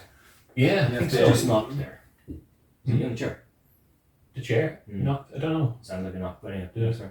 That's him for you there. Yeah. No, it sounded like him from that direction over there. That's a licensed way. But look, it is. Like, we all have different experiences, different life views, different parents, different, we live in the same culture, but it's different for different people. I think it's particularly different in this country, the way the Catholic Church had on this country for so long. It's different than anywhere else. And you have the scandals and... See, there's the opposition against it now. They're just anti-religion. But that's the younger generations coming, like. True, yeah. I think forgetting the actual religion, but the cycles, I think it will come back. There is definitely an attack on faith at the moment, I think. It's not faith. I think everyone has faith regardless. I think it's just more like the institutions that guide us. It's like, here, I'll do it my own way, thanks. I'll do what you say. Because here's the list of reasons why I don't hear you talk anymore, thanks. There's that. I think Carl Jung said that man doesn't find God because he doesn't look low enough. I think the idea was that he was too high and mighty to believe in that kind of thing. It's like the Tower of Babel. We can build something up to the heavens. We don't need God. This kind of idea. It's totalitarianism in essence. They think. But it's interesting. But yeah, what do you think, lads? We wrap her up. What time are we? Didn't even talk about aliens. Oh, we didn't. Here, let's broach it. The aliens in the news. Yeah. What do you think of that? Operation Blue Book. End of story. It's just media. To cover up or what? It's a distraction I from something else. Absolutely. But the thing is, these things in the skies have been witnessed and recorded over time. So, yes, they could be using it as a cover-up. They wouldn't put it past governments to do that. The fact that they're acknowledging it right now, there could be a cover-up. Something that's going on and they're taking attention away. Fair enough, that happens all the time. But they're still there. So, forgetting governments, what do you think they are? Well, I think they could be... When people see them, like, what if in Area 51 or anywhere there, they are testing their new technology, weaponry, and when people see it, they're like, oh, we don't know what that is, that's bizarre. That could be UFO sighting. Where maybe they're testing more so now when they're in trouble with Russia, and now they're saying, look, there definitely is, because they know they're going to have to test it on a mass scale. Yeah. Possibly. It's a possibility. I don't know if, I'm not saying there's no way that Chicken linger. Give me 1 second. No worries. But I do think it's a cover up the way they're talking about it, But there's been so many things that have happened that have been pushed on us in the media that have distracted us from something else that was going on, whether it be petitions being signed or bills coming in or something like that, But I was always a firm believer of aliens. The universe is too big. Do you know? Whether they come see us now is a different story. Yeah. Or we go see them. I think maybe with your James Webb telescope you'd see some, you know. Yeah, and we haven't yet. I don't know. Sorry, Stephen Greer. Do you follow him at all? What's the surname? I heard the name. Stephen Greer. Like, again, pinch yourself with everything you see and read, because these guys are making careers out of it. So all the stuff he comes out with, you kind of have to say, look, he's saying it, but sure, you know, he's saying is the next guy saying the very same thing. When you see him or someone who believes in aliens talking about stuff, and you see the likes of Brian Cox supporting him, saying, I fully agree with what this guy's saying, that's when you're like, right, well, then there's a bit of truth to it, because you have a physicist that studies it, backing up another guy that's defining it. You know, so when that happens, you can start to kind of think there's something going on here. But like at the moment, anyway, like this guy, he's big into the whole cover-ups and saying that the human race have been in contact with several species of aliens over the years. We have spacecraft that's after crashing. Was this where they were being asked questions, the three lads? He wasn't involved in that. He wasn't involved in that, no? They were air pilots that actually saw things in the sky. Yeah. Like they've done a full U-turn in America. It used to be that if you see something in the sky, you don't talk about it. It can end your career. Now it's, if you see something in the sky, you talk about it and you record it, or it can end your career. So they've done a full... So I don't know, I have different opinions on it's hard to know. I think the government's, yes, one side of it, maybe they know what's going on, they could be part of it. Another part of it is they don't know what's going on, and if they acknowledge that they don't know what's going on, it's going to scare people, because they can say, we have no clue what this thing is, it's coming in, flying around, does what it wants, and we can't stop it. So both ways kind of create a bit of fear, but if the government gives the perception that they have control of it, you know, people are a little bit more relaxed, because, sure, look, okay, we don't know what's going on, but the guys have control over it. Whereas if it's, no, they have no control over it whatsoever, which is more terrifying? Which do you think people would be more afraid of? You know? I think they were expecting a bigger reaction when they came out and said it. I think everyone was kind of literally going to say, I was even going to say, my reaction to it when this is the desensitized thing. I was just like, you know, yeah, whatever. Yeah, it's like, well, that's interesting. Next video, like, you know, dogs. That's it. That's TikTok. That TikTok is it's definitely, my attention span has gone down with things like that. Like my focus on a lot of stuff now, and what comes up is a lot of the drones in China, you know, and the congestion, you know, the cameras watching their cars, trying to take away the private usage for cars, and I'm worried about that stuff, or climate change. I don't know if there is a climate emergency. Personally, like I feel like that there's a lot of, they think the America makes like $4 billion a day on pushing that. But even the electric cars and the lithium mines and the trucks are using 400 litres of diesel that do it, and it's kids and lithium mines. So this guy Greer I'm talking about has actually talked about how there is a plan, and he's all for conspiracy and all this. And the suggestion was that first off, there's economical disasters. We've had that over the years. Then there is a global pandemic. Tick that box. Yeah. And then there is a point in time where we'll actually manifest alien races in the stars coming to attack us, and we have to be ready for space war. You know, now there's no evidence to suggest the aliens are coming to attack us, but it's the agenda being pushed that we have to get ready for this fight. It's a means of control. If you think it's to bring it all together. Say they actually did make contact with aliens, for argument's sake, right? So we're assuming that aliens exist and they've come and made contact with world governments and they know they're existing. The government keep it a secret up to a point where they start to leak information. So that's happening right now, bits and pieces of it, loads of evidence, and it's all being, that's all fake, don't believe that. And now all of a sudden, actually no, here's actual guys that work in the area, propagating a bit of airtime. Slowly starting to go that way. Next thing that could happen is down the line, they might say, guys, actually, do you know what? Here's an alien. Here's fucking whatever from whatever part of the universe. Glorb. All of a sudden, there you go. But you wouldn't know. But anyway, the thing is, there's someone actually. So there's the people that study it, and then there's the people that say they're telepathic and they're talking to Bijou, apparently a name of an alien, actual name of an alien. They communicate from some other planet, some other part, as far away anyway, light years away, because of telepathy instant. So you can communicate with these things regardless of where they are in the universe. Supposedly, there's a group set up to actually meditate. Group of people come together, meditate, and make contact. And they say that the UFOs increase around the area while they're doing it. So starting to see there's the belief that what you see in the sky is like an alien spaceship. Mightn't be a spaceship at all.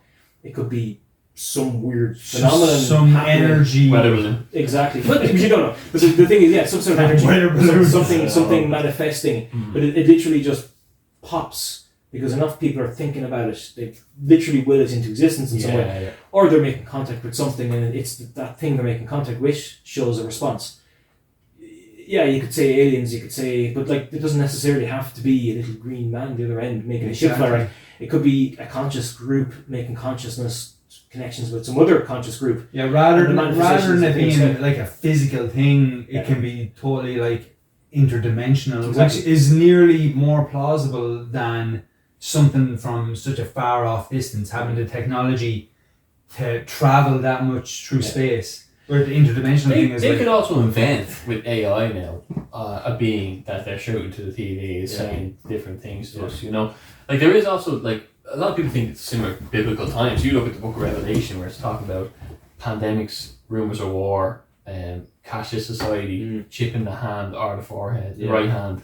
And you're seeing this, people are on, you know, we can see them in China and Sydney, like they're beeping their hand to pay for things, like, you know, where like and then they said there'd be a false gods, you know, before, and like, and you wonder, are they going around that narrative that these are going to be the false gods? That the aliens might be the false gods? It's the next thing in tune of it, you know. There's so many narrative ways you can look at it, you know. Yeah. But I don't like the cashless society thing as well. I do, like, you look at the social credit system in China. Yeah. And like the WF saying they're trying to pull that in, and then you have our leaders for at the WF thing. You're like, no, it's and then the dollar's collapsing, and there's this digital dollar now. Sure, it's like, did you see it? There was a video there of a guy. I think it could have been like in Aldi in England, and he was trying to pay for strawberries or something, and it was like $1.90, and he put the money down the yoke, and they weren't taking it. Because they were going cashless. Yeah, the NCT trying to do it there. And thank Christ, the ploughing championships have to go back on it. Yeah, like it's legal tender. Do you want this money or not? Like,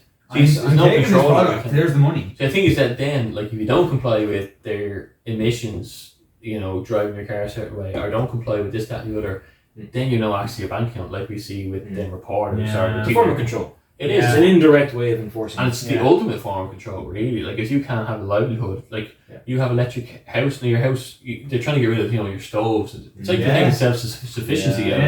You get rid of that chimney, your air to water, you're all electric. You don't do that. You know electricity about suddenly. There you go. Like if I was trying to build a house now and someone was saying you can't put an open fire in that, I'd be like, what? Yeah. Like, this is my house. I'm building my house. Who are you to tell me?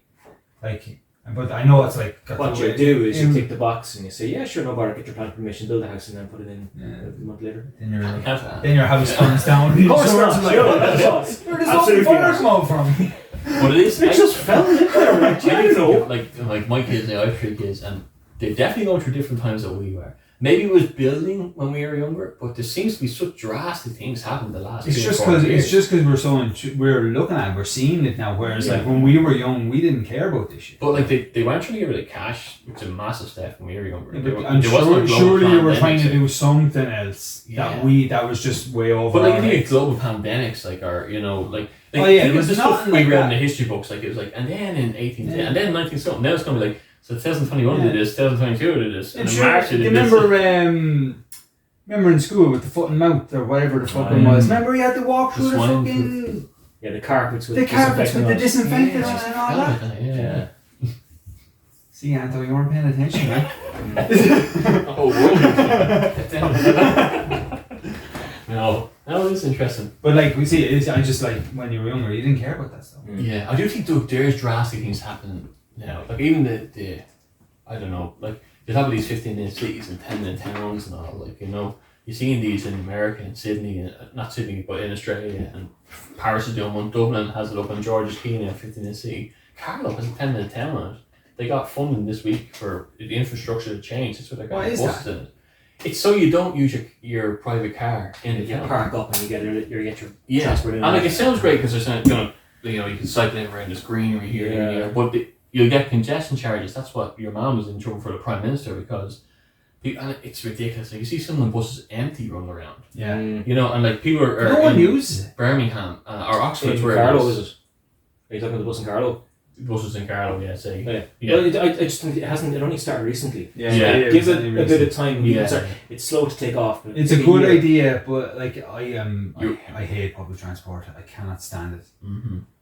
So it's like if you're ever on the Lewis and it's just you're packed in. The Lewis line massive funding actually there as well. Yeah, they're going to redo the Lewis line as well. I would drive everywhere in my car. You can't. That's the thing. You're not allowed anywhere. Oh shit! Sorry. No, but I don't like being told what to do. See, that's the thing. It's I'm all for improvements. Don't tell me. The idea of 10-minute town is that everything is within your 10 minute, so there's no need to take it. Or you can leave your district 50 times per year, but then you're fine. That's the idea. So if you go to visit, like if I go to visit my mother in Dublin 50 times, like in a year or whatever way, but like you see in Oxford where they're rerouted, there's areas they're routed around the motorway, so using more fuel going through it, but fuel's going up. I think that's all part and parcel of it. They're trying to get you away from the diesel and petrol and whatever. I don't know. Yeah. Maybe they're running low. Yeah, but it's like you're trying to get to work. There's no decent running public transport for me to get from my door. They're going to try and make nearly work. all jobs remote as much as possible in the next few years, which sounds great, but it's great in theory. Yeah. In theory, yeah. But it doesn't work for everyone. No, because then you're in and that's where you are. I couldn't see it. If I was a remote worker, I don't think I'd be as productive. I think I'd slack off more. Whereas I like going to work. There is studies on that I think you are a little bit less productive at home. Alright, yeah, but you're more distractions. You're at home, you're in your slippers, That's it. Cans of beer in the fridge, I never worked from home and had the laptop there and the PlayStation there.